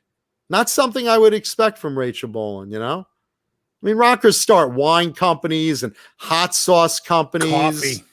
Yeah, coffee I could go with, But, like that. Did anyone watch that Paul Stanley Folgers, by the way, since we brought it up on the show last week? I saw it years ago. The Folgers commercial. The best part of waking up, it's Folgers in your cup. For a nominal fee for the fans. For a nominal fee. For the I like fans. my coffee. I like my coffee. How do you like your coffee, Gene? Cream, 2 sugars. For a nominal fee. I like it really light and sweet. I like it free. How do you out there like your coffee? And for a nominal fee, you can appear at Kiss's coffee shops. Currently, I forget which terminal it is in LAX, but there's one there. Is there really a Kiss coffee shop? What's it called? I forget. What's the name of the Kiss coffee shop? John Gene's Biel. Brew. Gene's Brew. Kiss Coffee House. Is it called? What? Does it have the word Kiss in the title? Kiss Coffee. I guess Kiss Coffee House. Yeah. Kiss Coffee House. Wait a minute. There was one in Myrtle Beach, apparently. Oh, I don't know if that's it. Gene makes his own cream for his coffee. The Kiss Coffee House. Well, this was years ago. It said it was closing. Kiss is now, it's called Rock. They have a place called Rock and Brews. Oh. I could see that. Halface says from Skid Row to Skin Glow. There you go. Ooh. Just let your soul glow. Your soul glow. Let it shine. I love where they get off the couch and there's all those hair stains Yeah. on the back. A very Eric LaSalle moment. Eric LaSalle. Let's see. Let your soul glow. Let it shine. That's Eddie Murphy, by the way, singing that. Jason Lee says he can't wait to wash his balls with Rachael Bolan's new soap. Well, that's not nice. Or is it? Well, no, he wants his balls moist. See, I wouldn't want to wash my cock with a moisturizing soap because I want it hard. I don't want it like softening and I don't want it tenderizing my meat. I don't think it's very good to give Johnny birthday cards of soft, moist meat. I didn't even say that's what that birthday card is. But again, you have to look on Johnny Beane TV Facebook page and make your own judgment. And you know what? Leave in the comments what you think that image is. That happy B-Day Johnny Beane image that I posted on Facebook. Leave in the comments of the show of today's video. I want to know what you think that is. Because you might be right, you might be wrong. It's sort of the Johnny Beane version of Where's Willie? Waldo, sorry. Where's Renus Pinkle when we need him to answer this question? Yeah, there's a phrase. There's a phrase I'm sure you never thought you'd ever say. Where's Renus Pinkle when we need him? Where's Renus Pinkle? I'm looking for Renus Pinkle. I'm needed online. The penis symbol goes out in the sky. Renus, isn't that for you? The Beane Show. I must get to an internet. Amber Bell, you might be right. It could be a pig ear. And thank you for that guess. That's very possible. But yeah, leave your guesses in the comments today. It's not possible because John Mancuda keeps kosher. No, I don't. I had bacon this morning. What are you talking about? Bacon. I'm reform. I'm not kosher. Bacon beaties. Bacon. Oh boy, it's bacon. Bacon Let's bacon beaters. Crispy, delicious bacon beaters. Bacon beaters.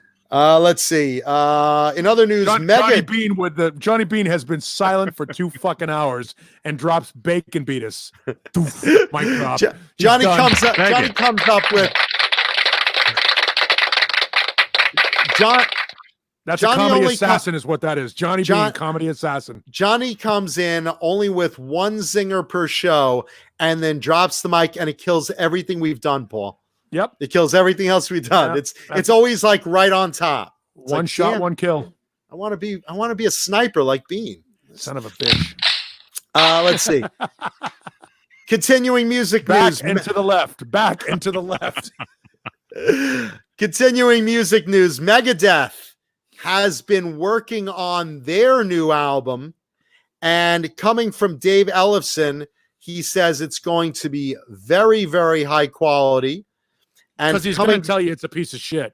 No. But they're really putting their words on the line this time. Before, they've always said, "Hey, this is cool, this is great, and it's going to be good. You're going to like it." But Dave Ellefson is really, really excited about this particular one. He says it's really going to be up there with some of the best stuff that they've done. And Dave Mustaine, in a separate interview, compares it to some of their what he feels is some of their best records, which he considers Countdown to Extinction, Rust in Peace, and Peace Sells. So he's saying it'll be among those as some of their best stuff, as a follow-up to their 2016 Dystopia album. So they're really putting that on the line there, putting some high things, some high praise. Last couple of Megadeth albums have been pretty good. They're consistent. They lost their way for a while and then came back. I thought Dystopia was terrific.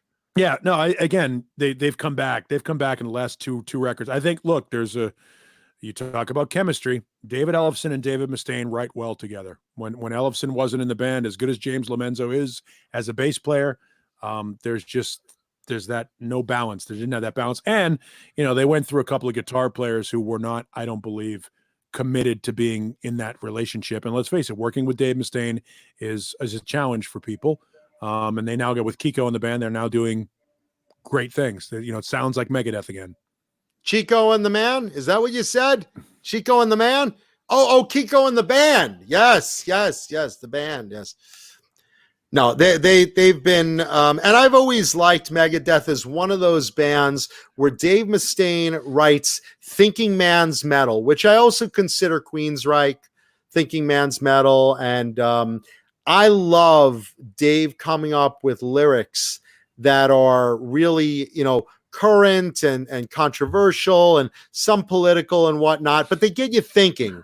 Whatever side of the fence you're on, you can listen to a Megadeth song like Peace Sells as an easy example and go, those are some well thought out lyrics. He's really a good lyricist and a great frontman, of course. But with all the material from 2020 that Dave has to work with in writing, I'm sure this is going to be one fuck of a good album. If the music matches the subjects going on right now and all the controversy and our living civil war that we're going through, I think this is probably going to be living up to the hype that they're putting out on it. And it'll be put out, they figure, sometime in 2021. When there is turmoil, social turmoil, and political unrest and societal discord, music on the whole tends to be very, very prolific. And a guy like Dave Mustaine is suited for that chaos. He writes from that place very well. I have no doubt this new Megadeth record is going to be very good.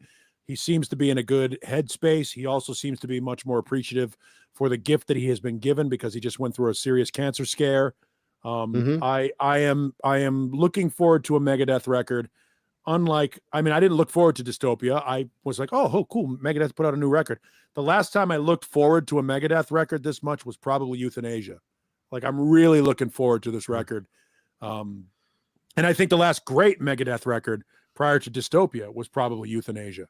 I liked Euthanasia too. Yeah. I always like their material. I mean, it takes its little waves here and there, but for the most part, a lot of it's consistently good.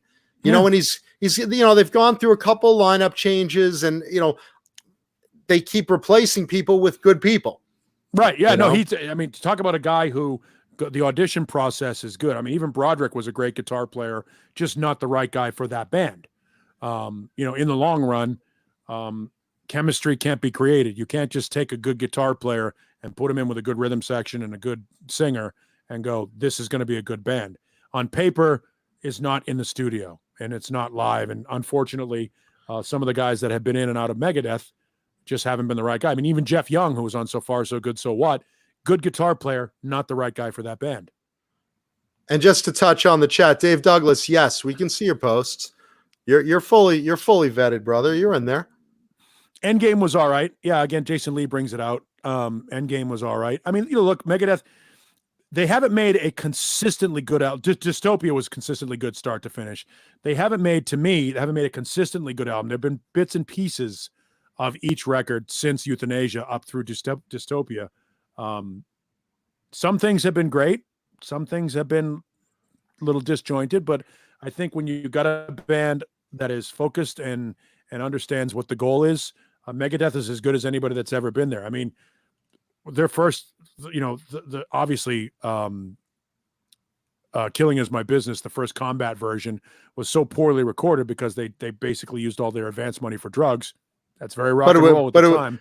But out of the gate, it was good material. Yeah, the material was great.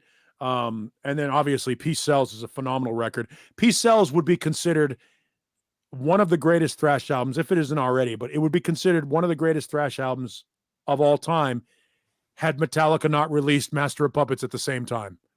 I mean, Peace Sells is a brilliant record from start to finish. Such a great album. Unfortunately, Master of Puppets came out too.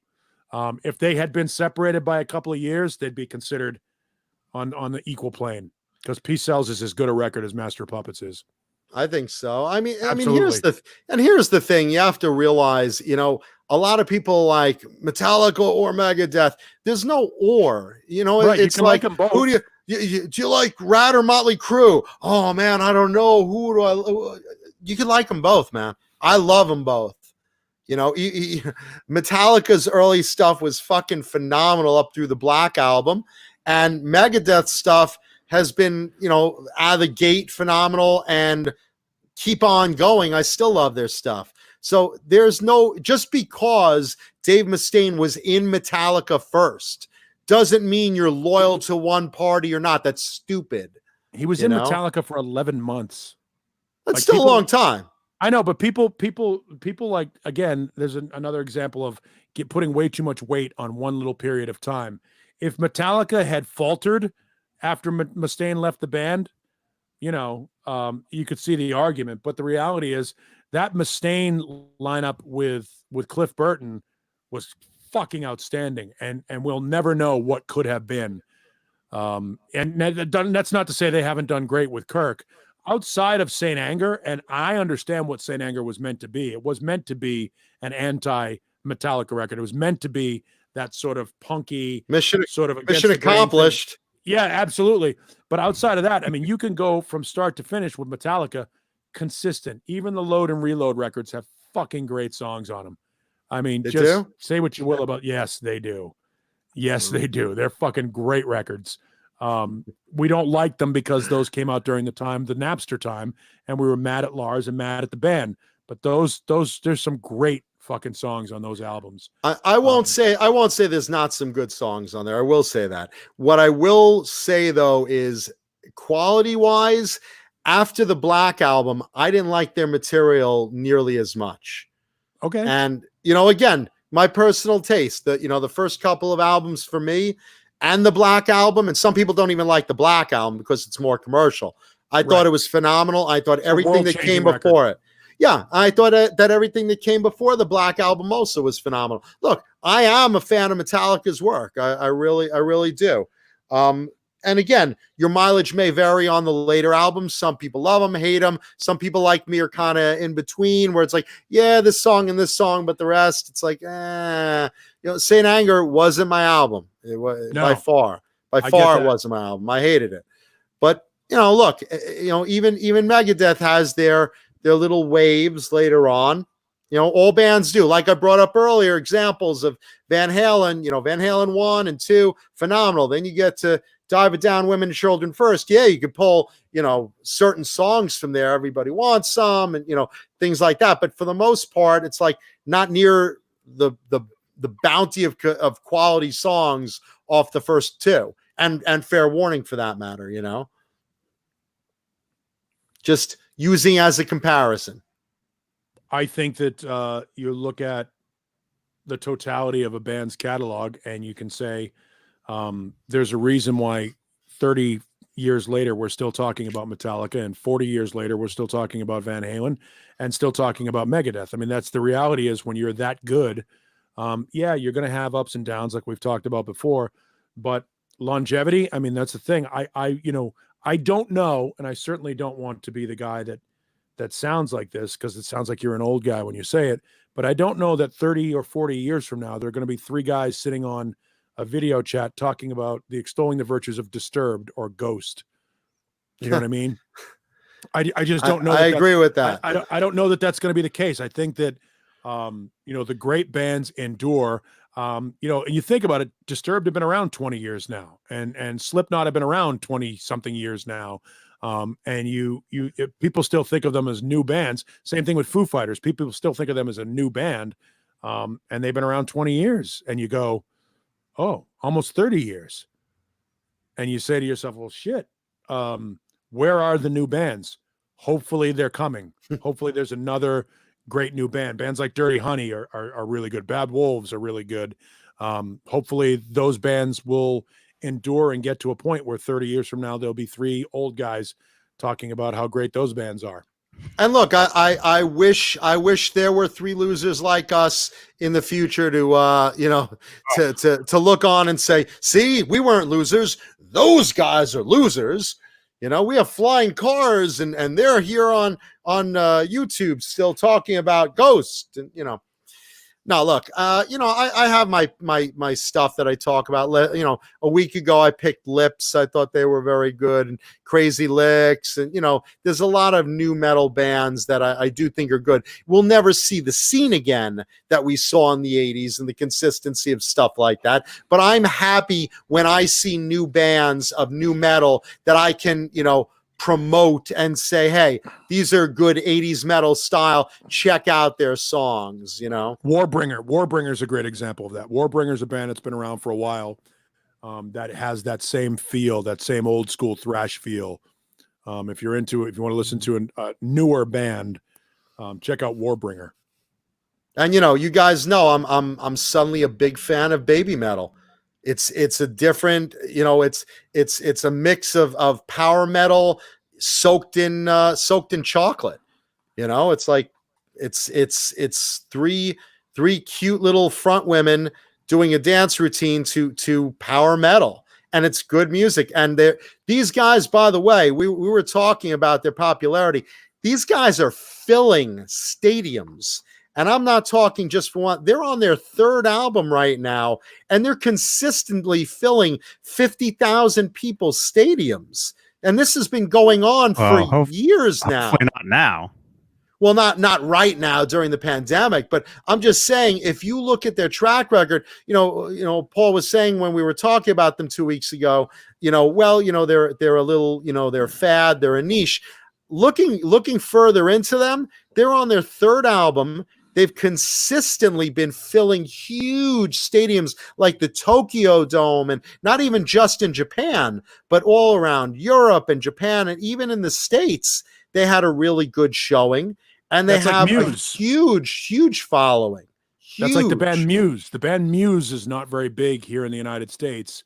But they're similar. They're similar. Yeah, they're very similar. But around the world, Muse plays stadiums, and they're much heavier live than anybody realizes, because the stuff that gets played over this country is sort of the poppier stuff.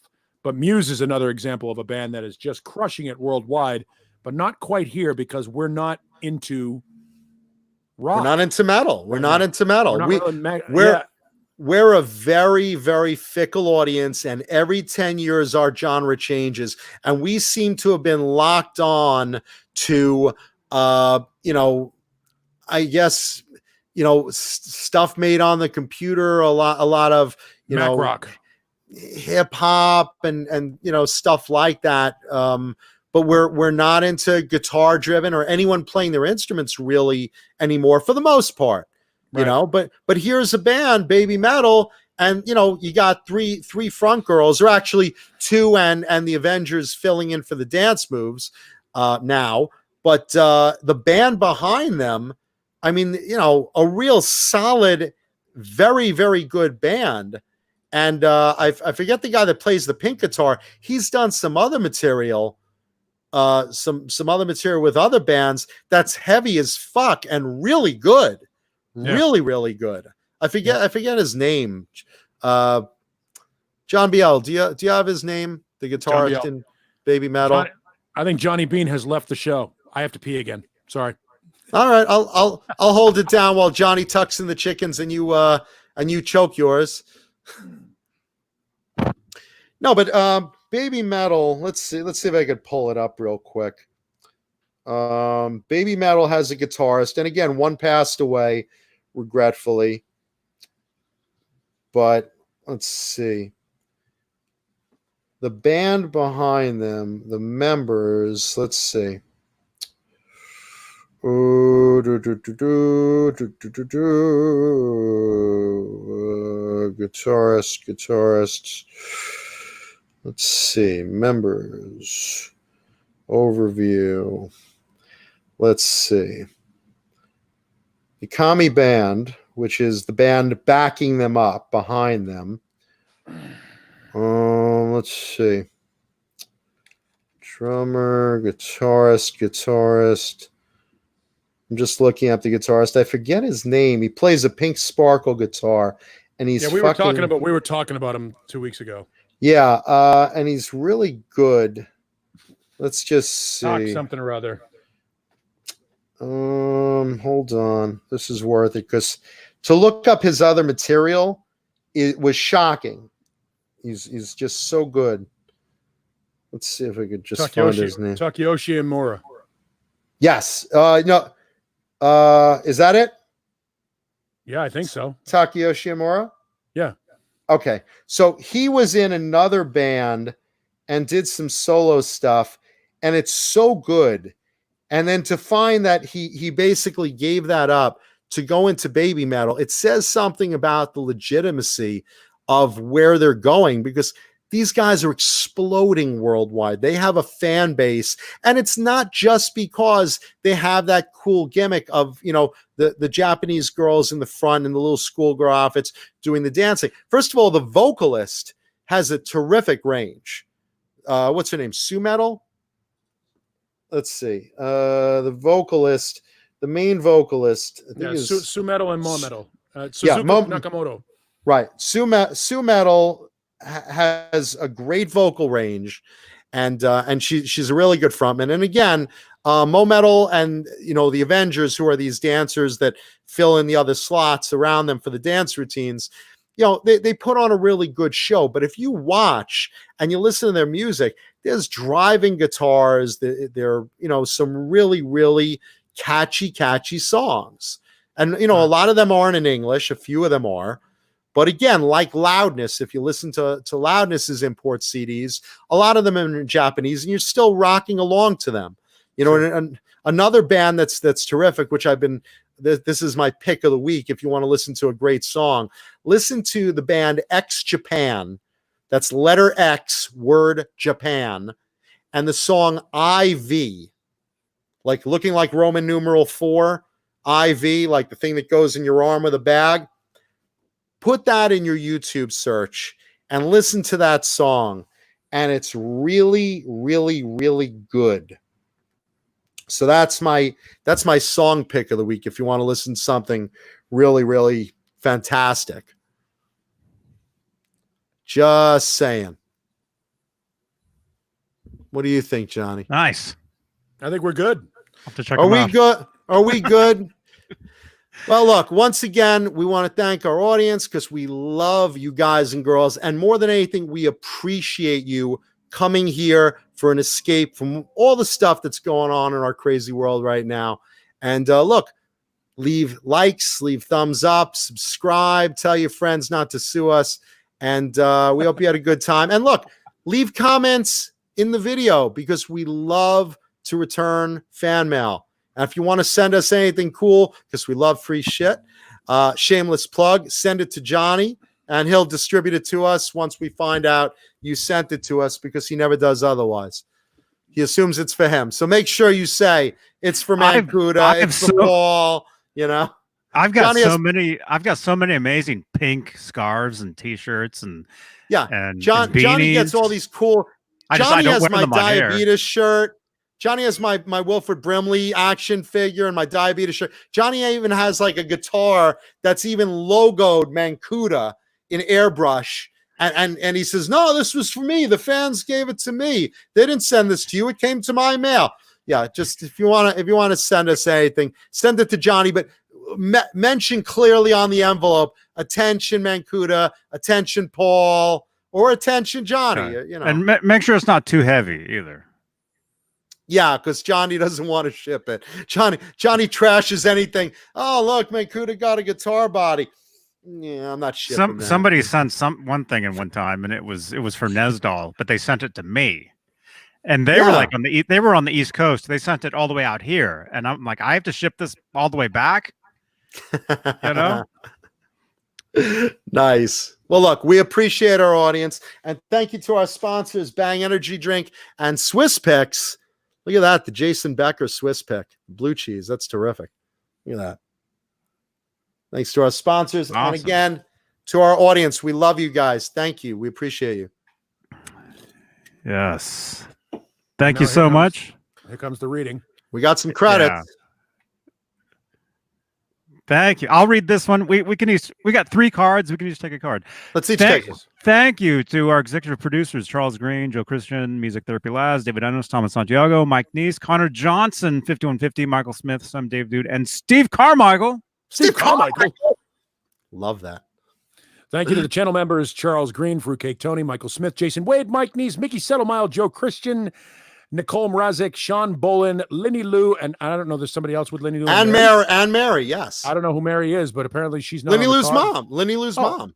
I had no idea. The sexiest girl that watches our show. That's my girl. Crazy Cook 678, Bozique, Julia Baldessari, False Flag, and David Ennis. And one more. Let's give thanks to our channel members: Hal Face, Some Dave Dude, James Gum, 802 Blues, Mr. BHB Jr., Frag 5150, Jesus Rapes Me, Bill What? William. You heard me. All right. Love that name. Jesus Rapes Me. William Bill that alone is worth the price of joining the channel. Right? Just to hear that every week. He has to read anything that's on the prompter. Yeah, if you sign in and join the channel under the name Mancuda is a dildo fucker, I'll read it every week. And there I go. Mancuda is a dildo fucker. Yeah, let's see. William Bill Spruce, Frank Corcoran, Thomas Santiago, Brian Spalding, Fender Guru, Music Therapy Laz, Ghost BC Rich, Hugh Caldwell, Jim Nicholas, Connor Johnson 5150, and Steve Carmichael. Steve Carmichael? Steve Carmichael. Was he on every card?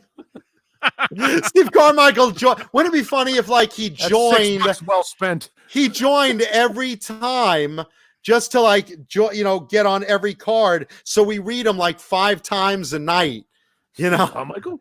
And with the echo we always give him, it's like reading him 15 times a night, Yeah. And Well, look, hey, plus he has a great channel. He's a great woodworking channel. I mean, he made this guitar pick holder that I have. Look, free stuff that Johnny got that none of us got. wait, are those embroidered Mancuda picks? Yeah. Emblazoned? Yeah, Steve Carmichael, he made this. Steve Carmichael. Steve Carmichael. He made this. I don't know if you can see it, the stage for my little police pop dolls. He made the leash thing for Howie. Wow. He's quite the wood. Was he go to woodworking class? He has an awesome channel, a YouTube channel on him making. He's an inmate at the California House of Corrections. And he made me a license plate. Workshop. He made me a license plate that said dildo fucker. So he made me Who that. did that? Steve Carmichael. Steve Carmichael. Well, he is always wearing an orange T-shirt. And I've never met him. I have no idea who he is, but I just like saying Steve Carmichael. And again, let's congratulate Fruitcake Tony awesome. and Steve on his upcoming new show about guitar picks and stories and backstage passes. I was watching one of his shows on his channel the other day, and I was like, oh man, some of those are really cool. He's got Vixen picks and Van Halen and all sorts of exotic, interesting picks from players and stuff, and backstage passes and all the stories behind them. And now he's with Steve on a new show. He's doing that. And let's also give a plug to our good buddy Dave Nesdahl doing Nez Says on with Ty on Thursday nights. So we want you guys to tune into that as well, because we love those guys. They're our buddies, right? Yeah. Paul, you got any plugged? No, I'm in quarantine, and I'll be back on the radio tomorrow morning, 5 to 10 a.m. Pacific time, or as we like to call it, Arizona time, because we're halfway. We don't change time, so we're on Pacific time now for half the year. So go to kslx.com if you want to hear what I sound like when I don't get enough sleep. There you go. And look in my window if you want to see me when I don't get late enough, which is the last 46 years. Yeah. This is the last since my breakup. There you go. And again, thank you, everybody. Be safe out there. We love you. Yes. All right. All right. Good night. We're good. See you Friday. Rock on. Johnny Beane TV. Johnny Beane TV. Johnny Beane TV.